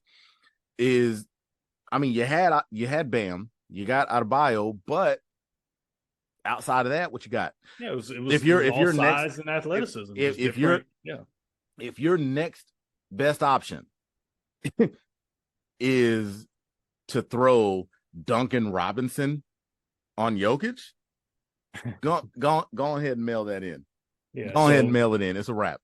Yeah, so like going from one team in LA to other teams in California. So so like we didn't touch on this. We won't expand on it too much because I'm we're running out of time. But Russell Westbrook going back to the Clippers on a very team friendly deal, 2 years, only $8 million. I think that's big for them just because he did play well for them in limited time. Literally my point right there. Literally, right. I just got to jump in real quick. When I was talking about the other guys signing their max deals, get your money. Russ is literally proving my point. You've proven your worth to the league. You've gotten your money, and now you're on a chase for a ring. And to me, and this is another thing that we can talk about much later, I think we could honestly do an entire episode on this. To me, the concept of ring chasing, I don't see a damn thing wrong with it. We'll get to that later, but Russ wants to win. Russ is at home. Russ is in Los Angeles. This dude came up in LA. He went to UCLA. This is home for him. He doesn't want to go anywhere. So for him, he's taking this cut right now so that money can go to other people. Unfortunately, his top two stars right now are either unhealthy or, unhealthy on paper and having fun on yachts. Whatever it is. But he knows what he wants, and he understands that the money isn't the big thing. I totally respect him for this. Yeah, and I mean, like I said, it's a good move for the Clippers because I mean, you're not hamstrung by money. I just think the main reason I wanted to even talk about this is it's just crazy that Russ opted in to his last year with the Lakers, and he made $47 million last year. 47. He's gonna make $4. Right. He's gonna make $4 million over the next 2 years. The only reason the next 4 years. The only reason that trip, the only reason that trips me out is the fact that you had more money while you were playing on a team where at least they really wanted you out of there. No, that's not what I was gonna say. I was gonna say you're dealing with at least a team where at least one of the guys was healthy most of the time. Like, Anthony Davis was always knocked out, but I mean, when you were there up until last season, I mean, LeBron had his issues, but you decided to go to a team where I got to go back and look. I want to go back and look and count. Well, no, I feel like the answer would be very close to zero. I'd be like, hey, Russ, how many games after you signed with the Clippers, how many games did you actually play with Kawhi and Paul George? How many games did y'all play together? Yeah. I'm curious. I'm going to have to go look that up now. Yeah. But, like I said, I mean, for the Clippers, like, I don't know, they're in a weird spot now because it's like, okay, like you got your best players are always injured. You got an owner that's not afraid to spend. So now it's like, okay, like what do you do? Do you go out and try to add another guy? Like I've been hearing James Harden connected to that team. So you're basically talking about Idiotic. another guy that's always hurt I'm not with that. and Yeah. don't want to play to guys that are hurt and we don't know if they want to play or not. So Exactly right. But I I'm not mean, with that. a couple other things I want to get to, and then we got some WNBA we want to get to before we wrap up. One of the more shrewd, I think I've used this word in the past, signings that I really like, and we put this on our Instagram here over the weekend. So the Sacramento Kings were active. They went out and signed a guy that they drafted in 2017. It was a second round pick. They went out and signed 6'9" Bulgarian forward Sasha Vezinko. Now, I'm Vezinkov. definitely no, I'm definitely gonna let you handle that one because I know you're much more well versed on the international game. Yeah, I've always. I'm gonna let you take the lead there. Yeah, so Sasha Vezinkov, he's 6'9", he's a lefty. I think he's 26, 27 years old. So Vezinkov was EuroLeague MVP last year. Averaged 17 and 7, shot 50, almost 55% from the floor, shot just under 40% from three. Now, his game is interesting because I feel like given like Domantas Sabonis being there, De'Aaron Fox, two lefties, which is kind of rare. You add another lefty in Vezinkov, who, from everything I've seen him playing, he plays for Olympiakos in Greece. Vezinkov is an elite shooter, quick release. Like I said, lefty stroke, moves really, really well off the ball. I think he can add a dimension because they signed him with the expectation that he will play real minutes for them year one. So given that he's a seasoned pro, at least from the EuroLeague, it'll be interesting to see how much he contributes right away to the Kings. But I like the shooting. I like the off-ball movement. I feel like that's going to allow him to play, a couple positions for them. I think he'll play really well with Domantas Sabonis. I think he'll play really well with De'Aaron Fox. So I think, given the shooting they have, they got Kevin Huerter, like, Fox is a stud, an all-star player. Domantas Sabonis is as well. Keegan Murray, that's my boy. Keegan Murray is a great player. Like, yeah. Like when you can add a guy like Vezinkov in there, like I said, guys that play with some IQ and some movement, I think he's going to play really well off those guys, just given what he can do as a, like I said, a 6'9" shooter, quick release, moves really, really well without the ball.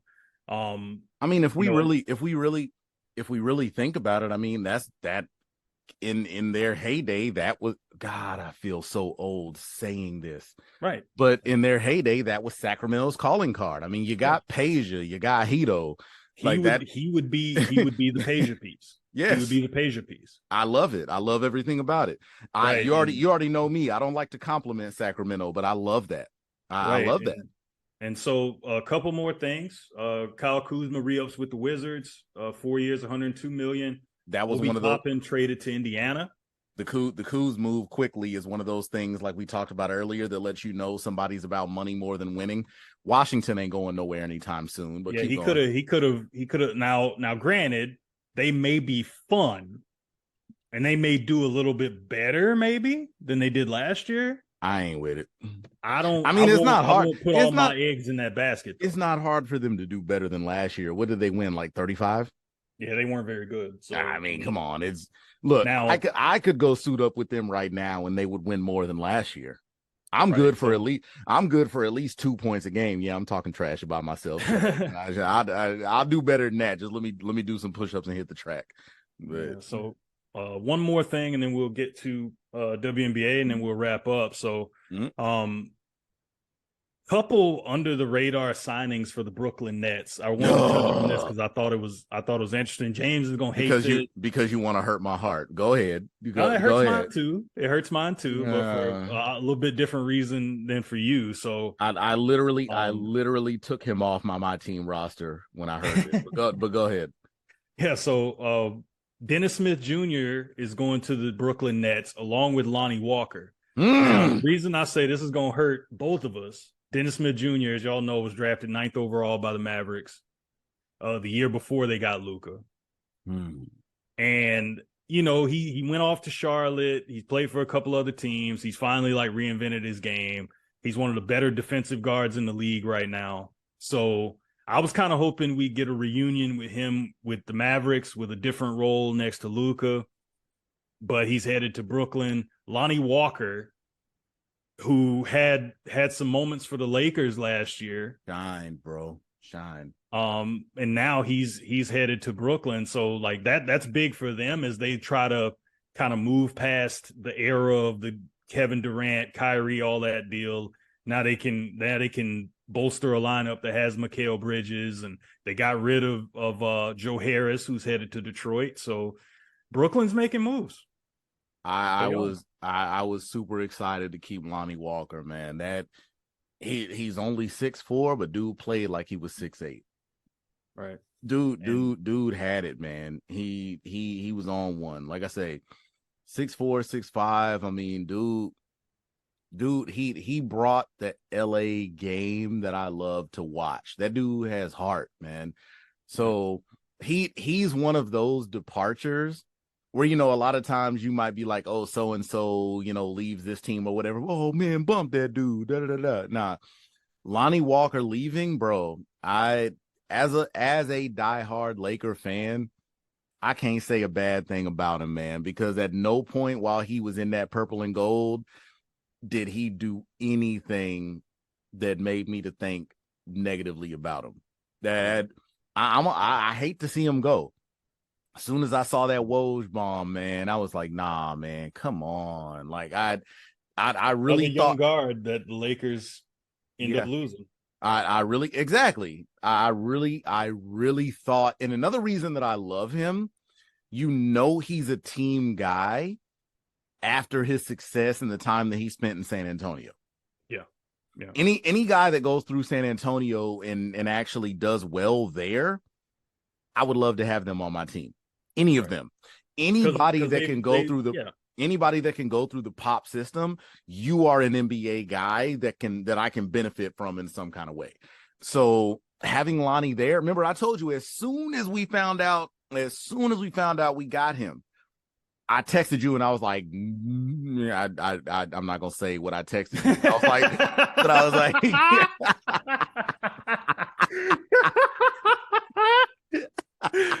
I'm not gonna say what I texted you, but I was like, let me PG, and I was like, bro, Lonnie Walker, dog. I was so excited. I really was. Yeah. Like outside of like those like superstar signings, I was ecstatic to have this dude because he's a team guy. Yeah.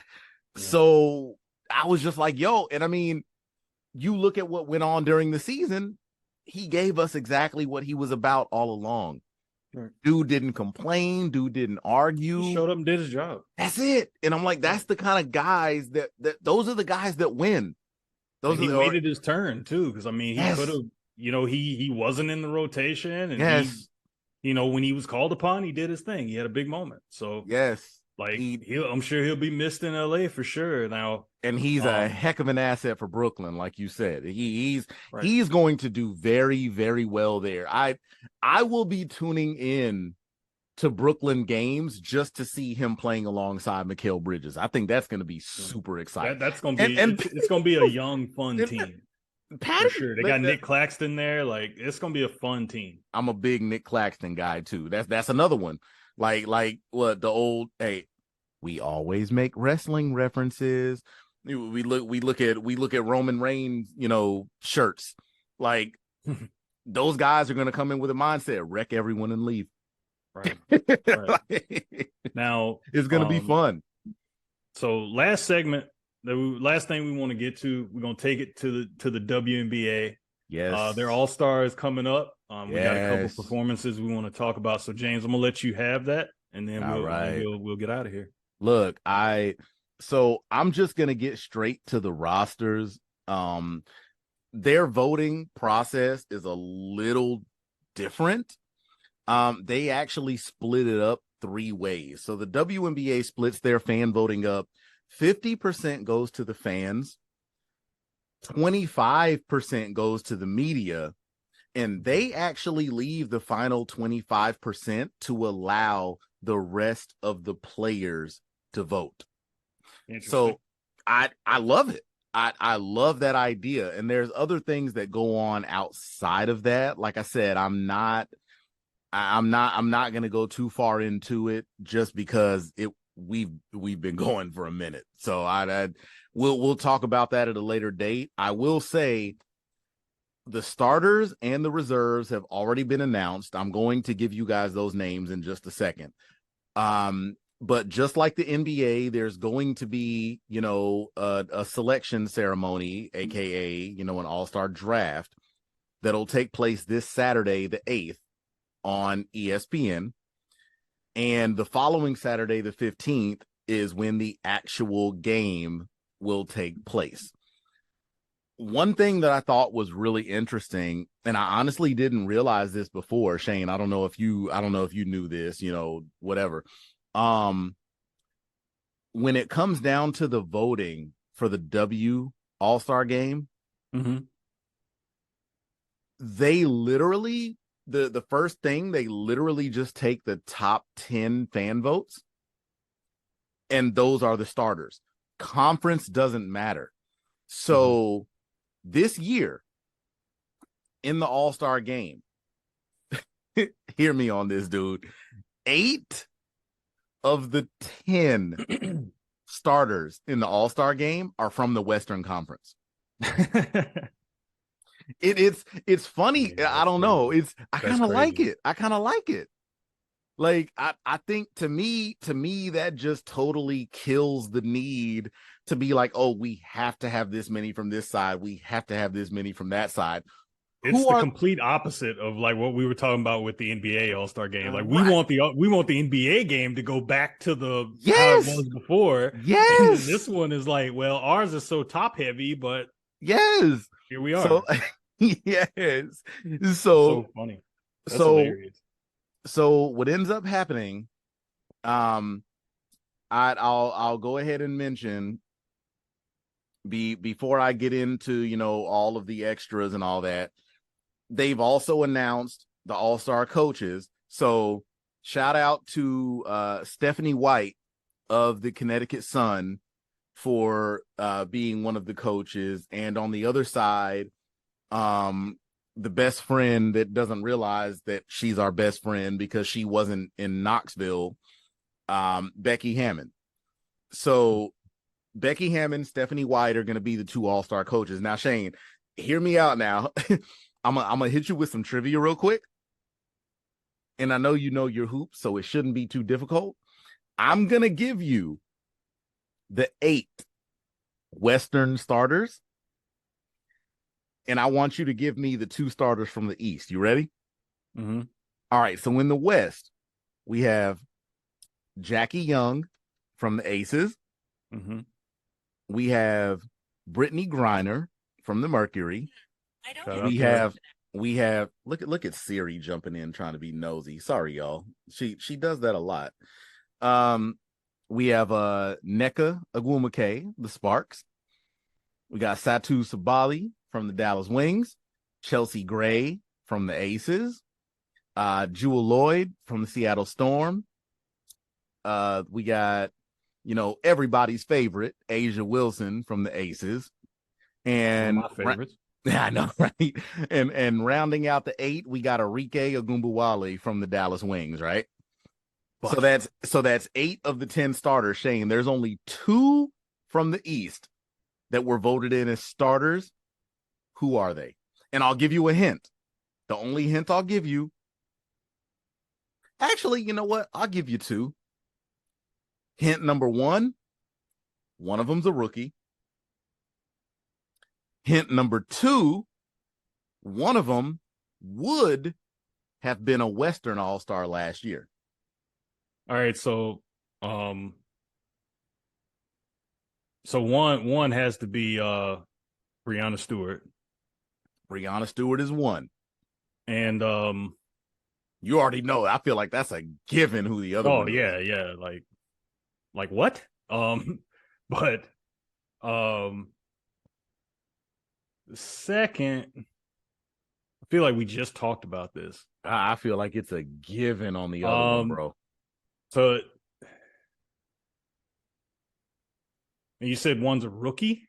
One is a rookie. Oh, yeah. Aaliyah Boston. Let's go. All right.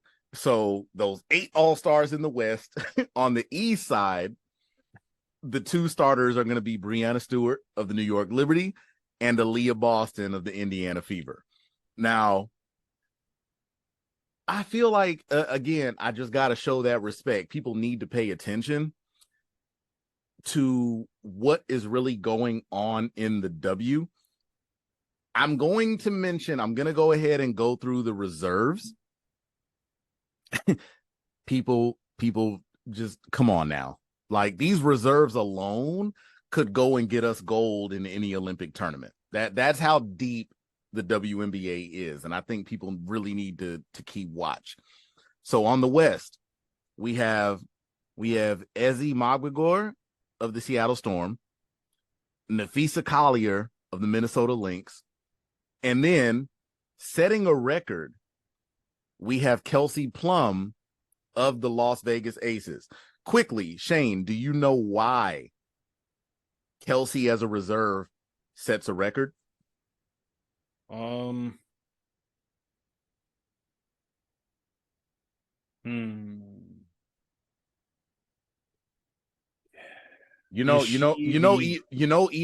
is kind of off the wall, but I say it's Kelsey setting the record, but it's not Kelsey as much as it is the Aces. That's not to put it all on Kelsey. Yeah.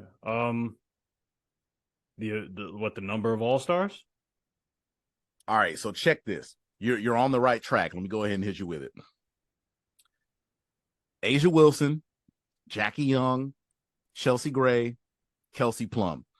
The Las Vegas Aces are the first team in WNBA history to have 4 All-Stars in 3 consecutive seasons. Yeah, it's insane. Yeah, that's insane. Yeah. So that is freaking insane. Very impressive. Very impressive. And think about it though. Think about it. If playing time shifts around, if performances shift around, people forget that Candace Parker's there. Right. Could have been 5. Right. Could have been 5. So shout out to that. So again, Magbegor, Collier, and Plum on the West. Of course, the list is a little bit longer on the East side because they only had 2 starters. So in the East, we have Kalia Copper, former finals MVP. Mm-hmm. We have Sabrina Ionescu, very well deserved after coming back from the ACL injury. So good. Yes. Kelsey Mitchell, Courtney Vandersloot, formerly of the Chicago Sky, now with the New York Liberty. We have good. Yes, yeah. These teams are so deep, bro. Right. Alyssa Thomas with the Connecticut Sun. We got Elena Delle Donne with the Mystics. Like, man, I feel like that's so crazy. Like, so you mentioned Delle Donne. Yes, it's so crazy because it's like Delle Donne. It's almost like she's forgotten in a way. Why was I just about to say the exact same thing? I was just about to say Elena Delle Donne might be the best player in the WNBA that nobody talks about anymore. It's so crazy. It's like she's like it's almost like she's been lumped into like the veteran group. Like she's been like she's I agree. Like if we're being real, she's around, like she's kind of in that middle veteran type of group where like she's in there with like the Brittany Griners. She's 33. She was Right. drafted. She was the number 2 overall pick by Chicago in 2013. Right. So like she's around like that Brittany Griner age of veterans. Like she's not like in the Candace Parker, like you know what Right, I'm right, saying? So right, it's right, like right. it's kind of No, crazy they were because like actually no, they were back to back because that year Brittany Griner was the number 1 pick. right. And They so were like they were drafted back to back in 2013. yeah, so it's like you and she's been elite. Yeah, she's been a killer, man. Right. So I like told you, look, I won't go into too much detail, but the only reason I ever had any sort of beef with her was when she brought up that whole thing about like lowering the rim for the women. yeah, But yeah. I won't get into that whole thing. Just know that I was not in favor. But yeah, no, she's Della Don is gonna go down as a legend, man. Like, she's another one that we'll have to make sure we get to Knoxville for. I Yeah. all Yeah. respect to her. She's a hell of a player, and she deserves the spot on the team. Right. I Now, go ahead. lastly, with the WNBA, this is one point we Well, agreed we were gonna hit hold, on. hold on. Before you get to that, no. I thought you were gonna say something else about her. Oh no. I purposely saved 2 All-Stars for last. Okay. No, you good. So the 2 that I purposely saved for last is because I'll have to go back and look, but I think this might be the first time that our home team actually has 2 All-Stars on the roster. Yeah. I'll have to go back and double check that. Any fans listening, correct me if I'm wrong, but I think this is the first time that the Atlanta Dream have 2 All-Stars in the same year. We have Alicia Gray and Cheyenne Parker, both named to the Eastern Conference All-Stars. So congratulations, shout out. I do want to quickly say before we jump over, Shane, I just want to quickly go over the records that we're looking at right now. Did you realize that the Aces are 15-1? Yeah, they're on a rampage, bro. The Aces are 15-1. Their only loss this season was on the road in Connecticut against the Sun. A 94-77 loss to the Sun on the road. They are 15-0 outside of that. Hey, I mean, I can't. It's one of those things. It's like it's impressive. I can't say I'm surprised just because of how good they've been, but a lot of teams moved around, and a lot of players moved around and changed teams, and there's a lot of good teams. So the fact that they're 15-1 so far, like that's big. I'm not surprised, but man, they're really really good. Here's a couple of crazy things. So they're number 1 in the West right now at 15-1. They're 9-0 at home, 6-1 on the road. In their last 10 games, they're 9-1. On the East side, the New York Liberty, they're the top of the East, right? 11-4. So they're already 3 games ahead of the East leader. Here's the wild thing that I want to point out. The Aces are first in the West at 15-1. The Dallas Wings are second in the West. Do you know how many games behind Vegas they are right now? I'm going to say, and this is without looking at the standings. Look, I'm gonna tease you and be like, no, that means he's looking at him. No, I'm not. But I'm gonna just take a guess, and I'll probably be way off. But I'm gonna say that they're. I'm gonna say that there's. I'm gonna say there's 7 games out of first. I'm gonna tease again and say, look, I'm telling y'all now, he was cheating. I don't care. I don't Yo, care. I nailed it. I don't care. They are 7 games out of first place. Yo, I'm so good. The Aces are so fit. Good. The Aces are. He cheated. Damn it. The Aces. If y'all must know though, if y'all want to know like what exactly is on my screen right now, I am trying to find Shane. Remember PG-13, man. No. It's not the hub. Oh, Um, boom, boom, boom. yeah, not this time. Oh, sorry. But Okay. I'm actually like looking for content to put on the sports page for I love it. I for the love it. Wednesday edition of the Valdosta Daily Times. So I I'm love trying to I'm working while I'm working right now. I love it. So So y'all the check. fact that Y'all, I feel I like nailed it. That's dope. I feel like 7 is the magic number. So y'all check It this. is. The Aces are currently 15-1. The Dallas Wings are the second team in the West right now with a 500 record of 8-8. Yeah. My boy nailed it. He went in. I have not. I will admit I have not looked at any WNBA standings since last season. He went in. He went in. So, He nailed it. So shout out to that. so So shout out to just Lucky Guessness.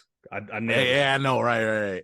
So quick rundown, and then Shane, I'm gonna let you get to the points you wanted to make about the ladies.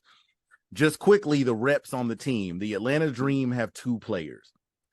The Connecticut Sun have 2 players. The Indiana Fever have 2 players. Dallas Wings have 2 players. The Seattle Storm have 2 players. Of course, the leaders of the pack are the Aces with 4. The New York Liberty have 3. And then the Chicago Sky, the Washington Mystics, the LA Sparks, the Minnesota Lynx, and the Phoenix Mercury all have 1.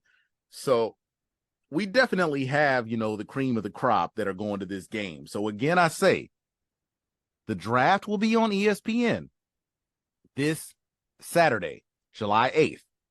The actual game will be on ABC and the ESPN app on July 15th, the following Saturday. Y'all make sure y'all tune in. Give these ladies their love. From day one on this podcast, we've made that very clear that we want y'all to make sure that y'all are repping these ladies as much as we do. So make sure y'all do that. I'll definitely be tuning in. I'm sure my boy will be tuning in. I'm going to have my opinions. Look, last year I came in and I talked about, the WNBA All-Star Game on the podcast. Y'all make sure y'all go back and listen to those earlier episodes.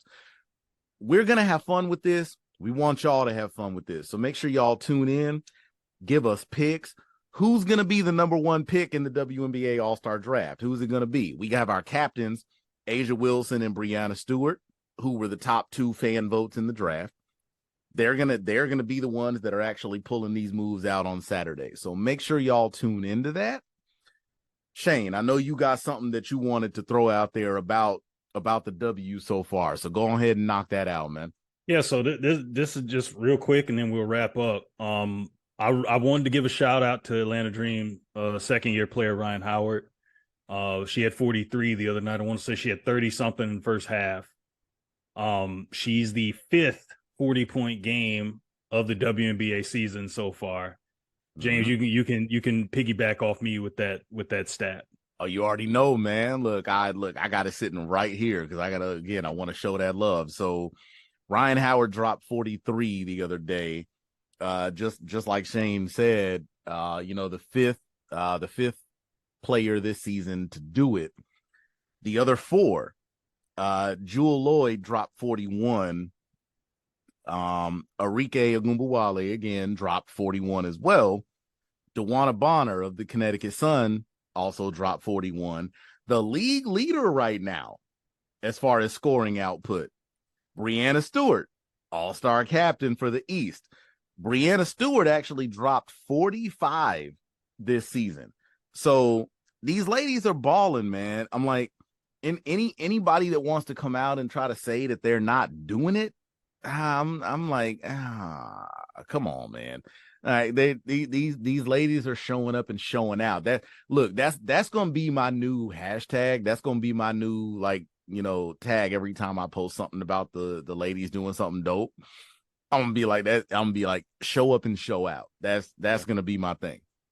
Yeah, for sure. Now, as always, if you have made it this far, thank you for making JWJ a part of your day. If you're not already, make sure you follow us on social media. If you're listening to us on YouTube, give us a like, subscribe, hit that notification bell to be notified whenever we drop a new episode. As far as podcasts, we can be found on almost every platform. We're on Anchor, Spotify, iHeartRadio, Apple Podcast, and more. You already know the drill. We can be found on Instagram, Facebook, and Twitter. You can follow us at the JWJ Podcast. Give us a like on Facebook at the JWJ Podcast. You can follow us individually. You can follow me at It's a Thomas Thing on Instagram. You can find James at Titletown's Mayor. Thank you guys for tuning in with us. It feels good to record almost a back-to-back. We recorded Friday for our first free agency. It's Monday afternoon right now when we're doing this. So we're excited to post more regularly, and hopefully you guys keep rocking with us. So thank you very much for tuning in with us, and we look forward to having more episodes for you. Yes. Thank you. Look, he said everything that needed to be said, man. We appreciate you guys. We love you. Just do us a favor and keep tuning in. But until then, I want to thank y'all. We appreciate you. Thank you for tuning in to JWJ.